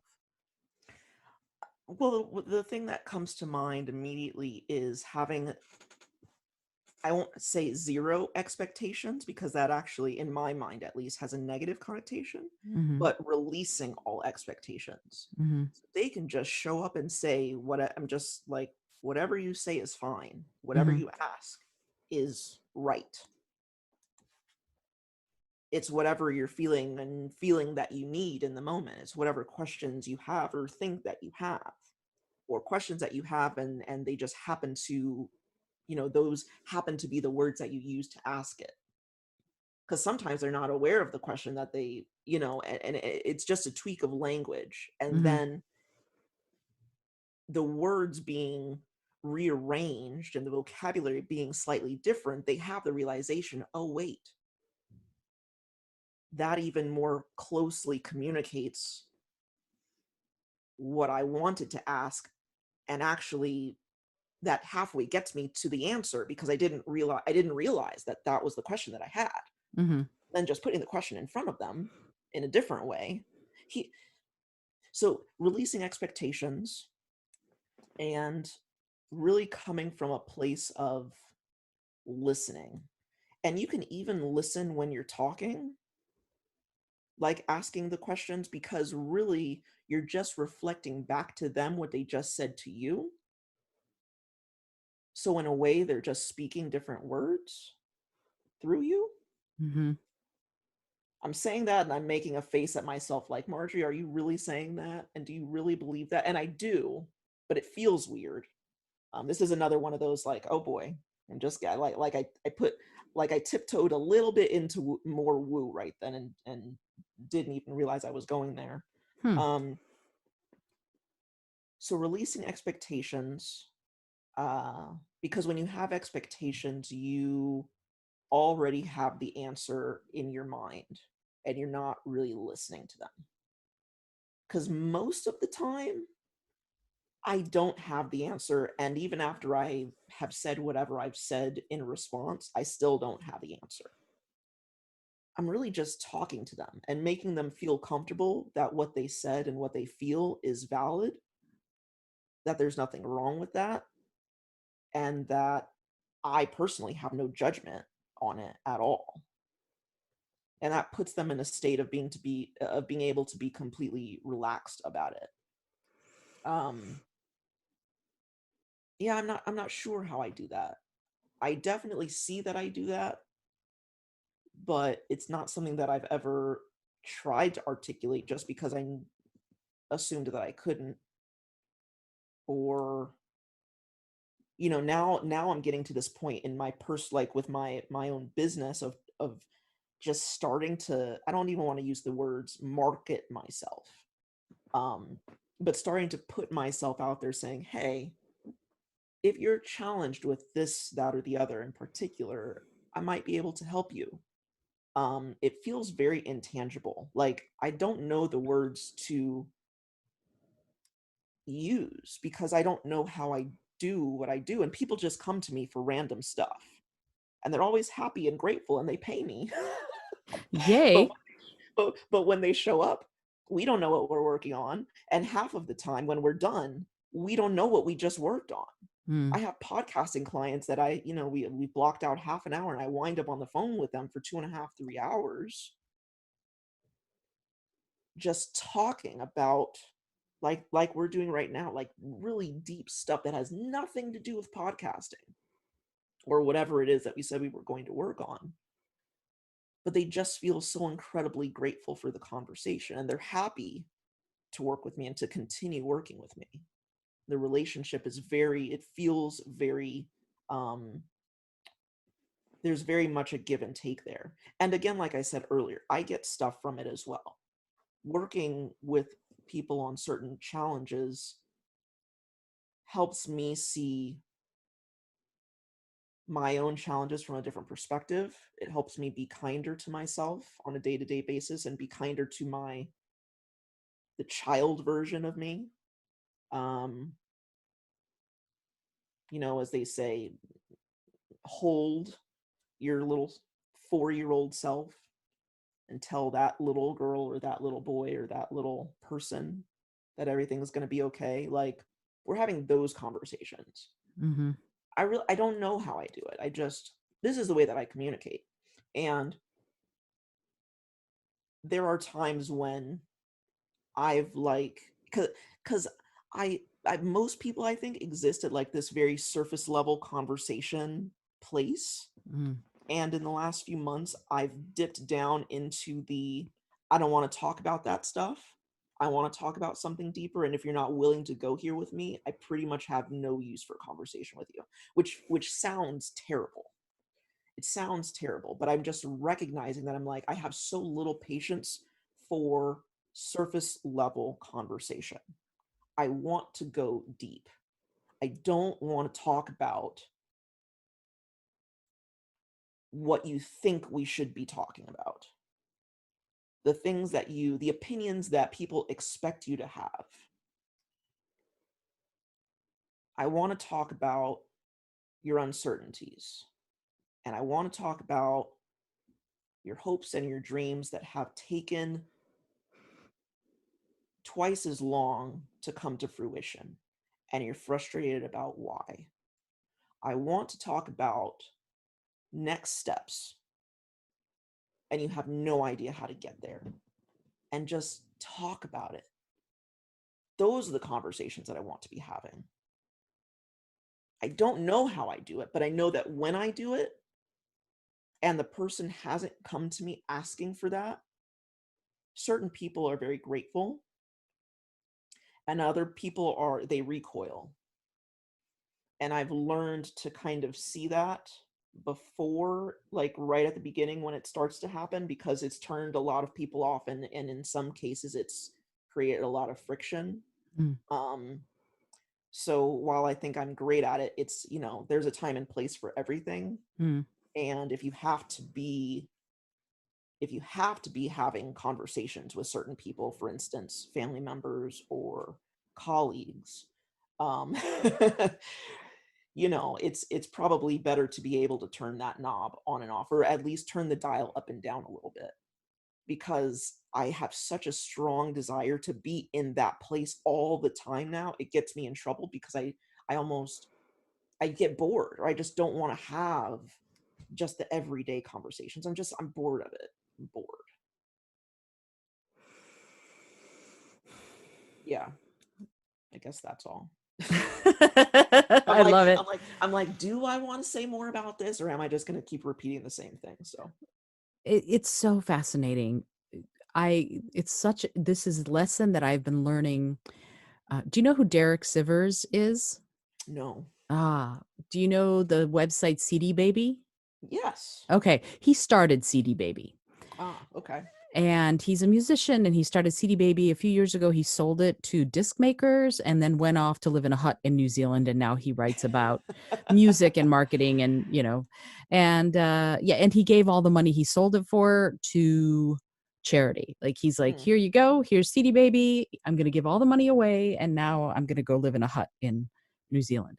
Anyway, he wrote this book called Anything You Want, which is a very short little half-hour read, if that. And in it, he had this one chapter title that said, "If not, hell yeah, then no." oh, that guy. I've Yes. read that article like 5 times. I love that because that's what you've just been talking about. It's, if you're going to have a conversation that isn't going to be the kind of conversation that I really want and need, then you need to go talk to somebody else because it's not really me. I'm not the person to have this conversation. And that's the thing Yes.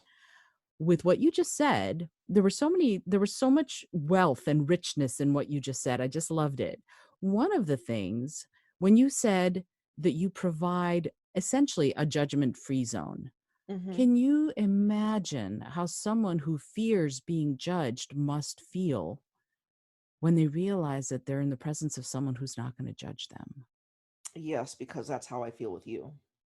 Oh, you're a delight. Thank you. I appreciate that. You honor me. I mean, that was so simple. I'm like, absolutely, it's you. It's That's you. I mean, I have a lot of close friends. I love them dearly, but they do not provide a judgment-free zone. I do have a couple people, but it's only a couple people. You know what I mean? you honor me. I appreciate that. But that's what you're providing, right? That's it must be such a relief, right? When your client talks to you and they go, "She's actually listening to me." Wow.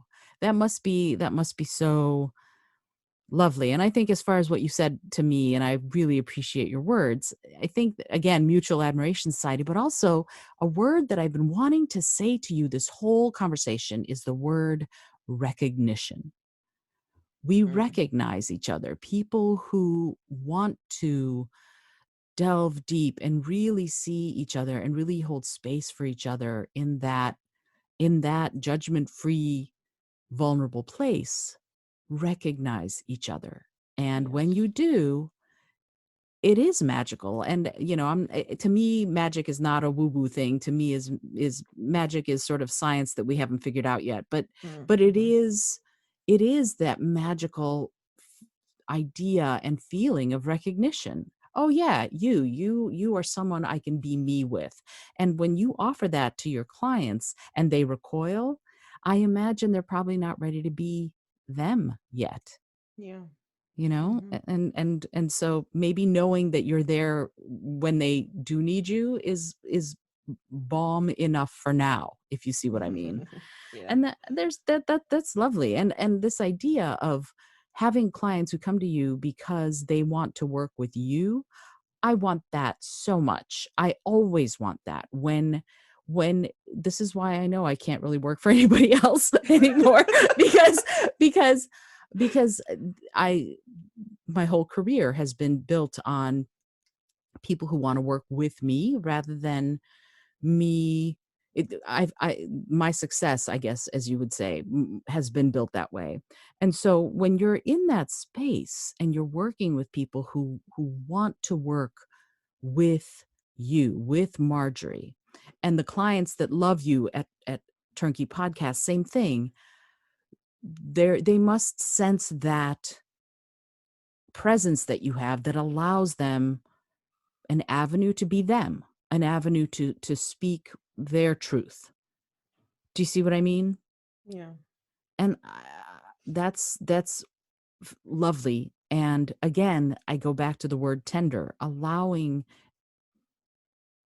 someone into that space and encouraging them to be them so that you can be a crucible for them. It must just be such a relief. And I love that about you. And I think that when we chat about some of this stuff that's more like, oh, this is the business world and this is the business podcast, there's something that people recognize. And we have, 8 billion people on the planet, right? So the people who recognize that there is a safe space with you or with me, and I'm grateful that you added me into that uh, group, that's something that is something special. That's something singular.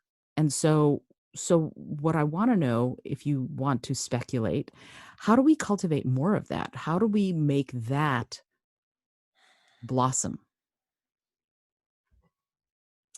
Well, probably the first thing would be to stop judging ourselves because it's Mm, contagious, mm, terribly so. mhm, And how I've gotten to a place of being able to do it and not have gotten as far as I think I should be in my own journey of not being judgmental of myself. mm. Um, but I do have my moments, and I think that that's that's Don't we all? that.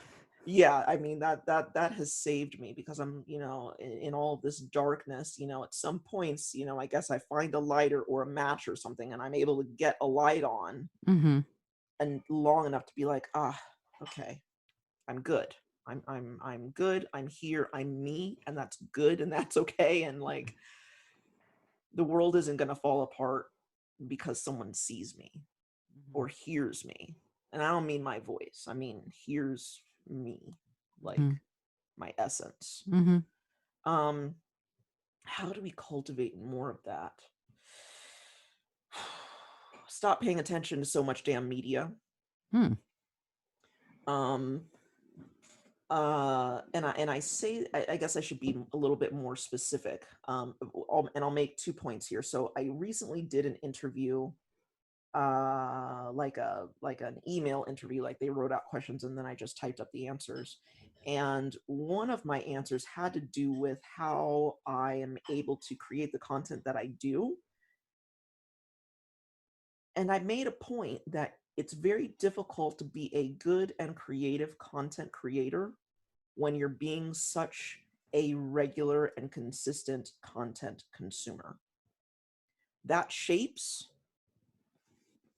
your worldview, mhm, how you see yourself, what you listen to on a regular basis,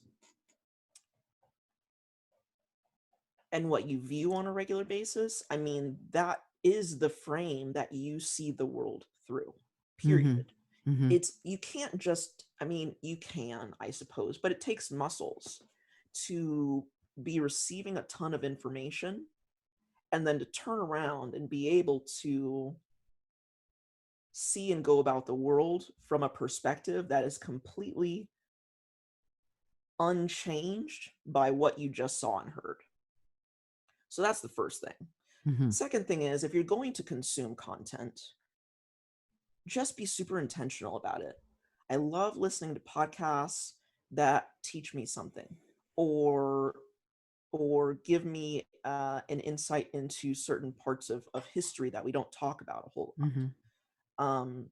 Things that can help me expand my mind, the way that I think about myself and the world, not determine the way that I think about myself and the world, if that makes sense. mhm, Um, so that's another thing, is just, go about like entertainment and like consuming content in a different way.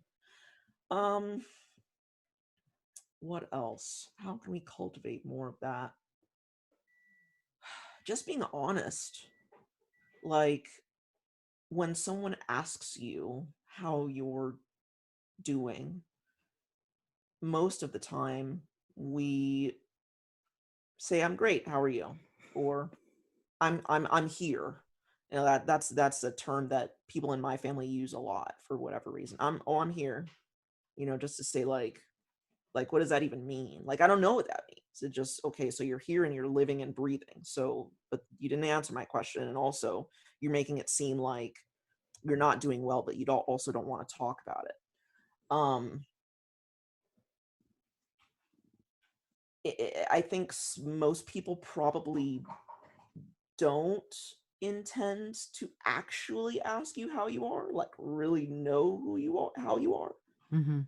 But and the answer can be very short, but maybe just give them an answer that's truthful and not just, one of a list of five things that are just the way that people answer this question. Be able to just be able to say, this is how I'm doing. I mean, since you asked, thank you, by the way. This is how I'm doing. Maybe I'm having a crappy day. Mhm. You don't have to say it like that, but just be open and be vulnerable. And doing something as simple as actually answering that question instead of just giving a typical answer. Um, and sometimes it can be a conversation starter. Sometimes people are off put by it, and then they just like they don't delve any deeper. They don't ask any questions. They just kind of it's like okay, backing out of the room now. Right. This seems uncomfortable. Right. Right. Or maybe they surprise you and it's like, oh my god, I'm doing fantastic. Well, why? Like, what's going on? What are you working on? And that opens the door for um an actual conversation. So I don't know. Those are three things that I can think of in the moment. If you give me long enough, I could probably think of a dozen, but Those are great. And no, they are because it's funny. Earlier in the conversation, we were talking about my invisible tattoo on my forehead. When I ask, people do. Well, let me tell you about the horrible yeah. time I'm having, or whatever. And Hmm. there is this unspoken pact that we tend to have in our society. I think that is, I'll ask you how you are. You'll tell me you're fine. You'll ask me how I am. I'll tell you I'm fine, and we don't have to delve any deeper. Hmm. And the most interesting conversations, I think, often end up being when somebody says, well, actually, here's how I'm really doing. And if you Yes. can, hold space for that, there can be something really, again, I come back to that word tender and vulnerable and delightful. By the end of that conversation, you might have a lifelong friend. Hmm. So there's something that I agree with you completely. And yet it is interesting to me that here we are creating content for people to consume, even while you said stop consuming I all the content. know. But there is this, but there is that piece of it that we need to be very intentional. I really believe that we are hyper stimulated and we have so many things coming at us, so many lights Hmm. and bells and whistles all the time, that it is hard to figure out how to be intentional about what we put our attention to. And I think Yeah. in order to really be whole, we have to be super intentional about it. I agree with you completely. It's a lifelong process for me because I grew up on television, and that's how I learned Hmm. to speak English. That's what I Hmm. that those were my models. My model of the perfect dad was Carson Drew in the Nancy Drew mystery stories. Hmm. My model of the perfect woman was Jamie Hmm. Summers, the Bionic Woman. She was the perfect woman. Oh yeah. And so that to me was, those were the lessons, and I learned them and kept with them, and use TV as a touchstone. Even today, I will tell what my friend Dan calls teleparables. I will say, like we did with the Star Trek episode, have you seen this? And this is the lesson that I took from it, and here's how it applies. So I think being intentional is important. And I think there is a time where we can open ourselves up to learn, whether it's from another person or a book or TV show or a podcast or whatever, where we can be curious. And Mhm. that to me is the point. And so I would love to ask you, what are you curious about right now? What are you learning? Wow. What am I curious about? Well, first of all, I'm curious about this whole empath thing. I once I am realize that I'm interested in something and I latch on to it, I dive deep. And I am so excited to be delving more deeply into this book and this particular author who is an MD. And so I, my more logical side has something to latch onto as well. And that makes the whole thing a little bit more comfortable while I'm learning this new thing about myself. But also, I'm excited to learn about and explore stepping into my purpose. I have a pretty damn good idea now. Like like I think I've nailed it. And it's a super uncomfortable and in some actually well, in a lot of ways taboo thing. And I'm excited to learn more about that thing and see about how I can interweave that into everything else that I do, into my podcasting, my personal podcasting and my coaching Hmm. with individuals. Um, yeah, and I know that sounds super cryptic because I've only told probably one other person about this particular thing, and she happens to be an energy worker that I've been working with recently. Mm, That helps me release inherited emotions, and I mm, am using that voice because that's another one of the things that I don't talk about this because it's super woo and like some people go to chiropractors and some people go to therapists, and like I've been to therapists, and but this, like working with her, man, can you just imagine coming to someone with your problems? They just let you talk for 15 minutes, they write down a bunch of notes, and then they turn around and for 60 whole minutes, they're basically speaking affirmations into your head about you. That's what she does. It's wow. amazing. Like, whether you believe in energy workers or whatever, just that alone is amazing. That's the role that they play for you. And I mean, of course I pay her to do that. Hmm. And that has helped me so much releasing inherited emotional DNA. Mm, Man, oh man, that stuff works. I tell you. It has helped me through so much, and I've only been working with her for like 2 or 3 months. Um but yeah, that's what I'm excited to learn about is I truly feel like in the last 4 or 5 months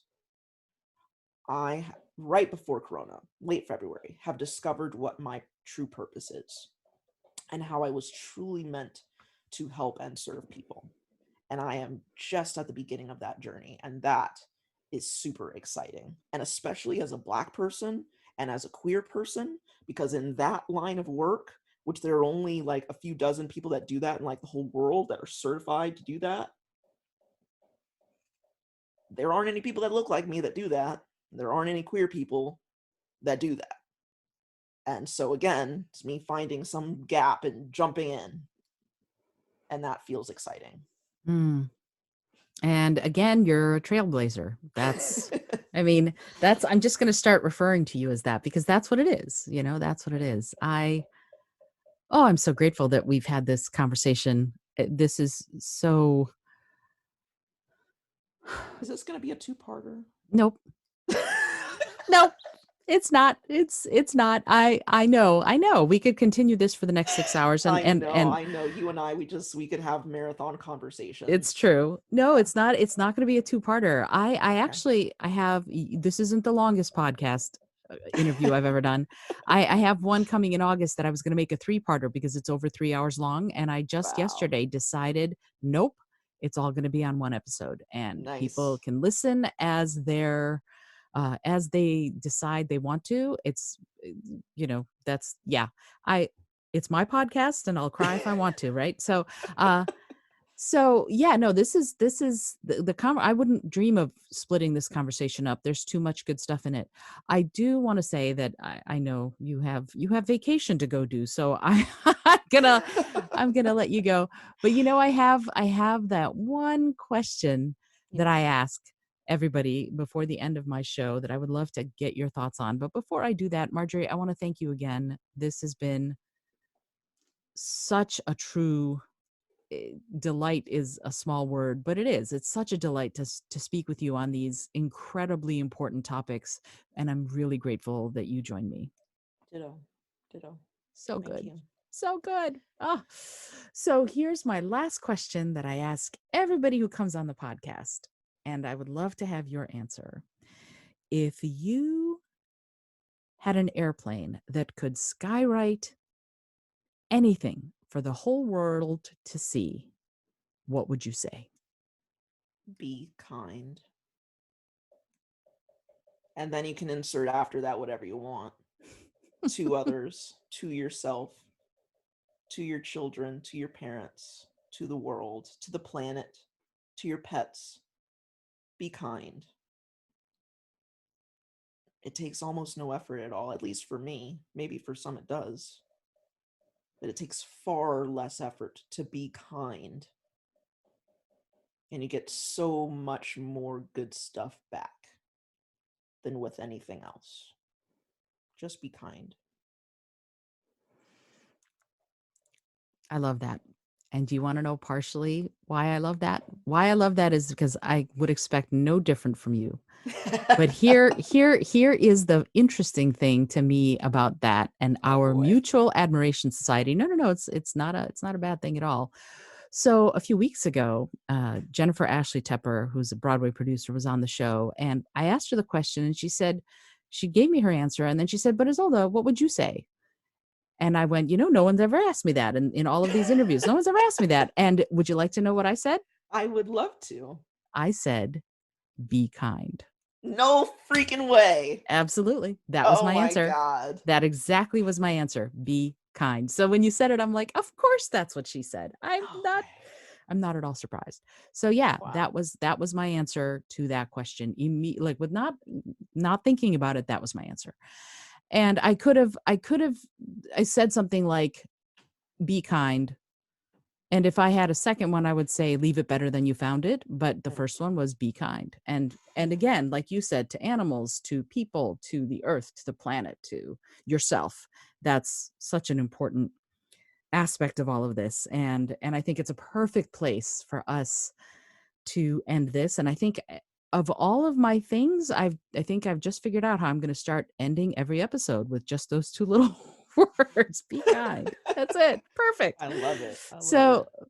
thank you again, Marjorie. I really appreciate you being here. And I hope I will absolutely put all of the various social media into the show notes. Find Queer and Woo on Instagram. Find A Sustainable Mind. Find Marjorie. She's obviously you've heard for yourself what an incredible person she is. If you are liking what you're hearing, please leave a review for the show where you listen, whether it's Apple, Google, Stitcher, any other place. Leave a review, comment, and let me know what you're thinking about and how you want to bring that kind of sense of self-worth and sense of creativity and innovation into your life. Until next time, this is Isolde Trachtenberg for the Innovative Mindset Podcast, and I will leave you with those two little words: be kind.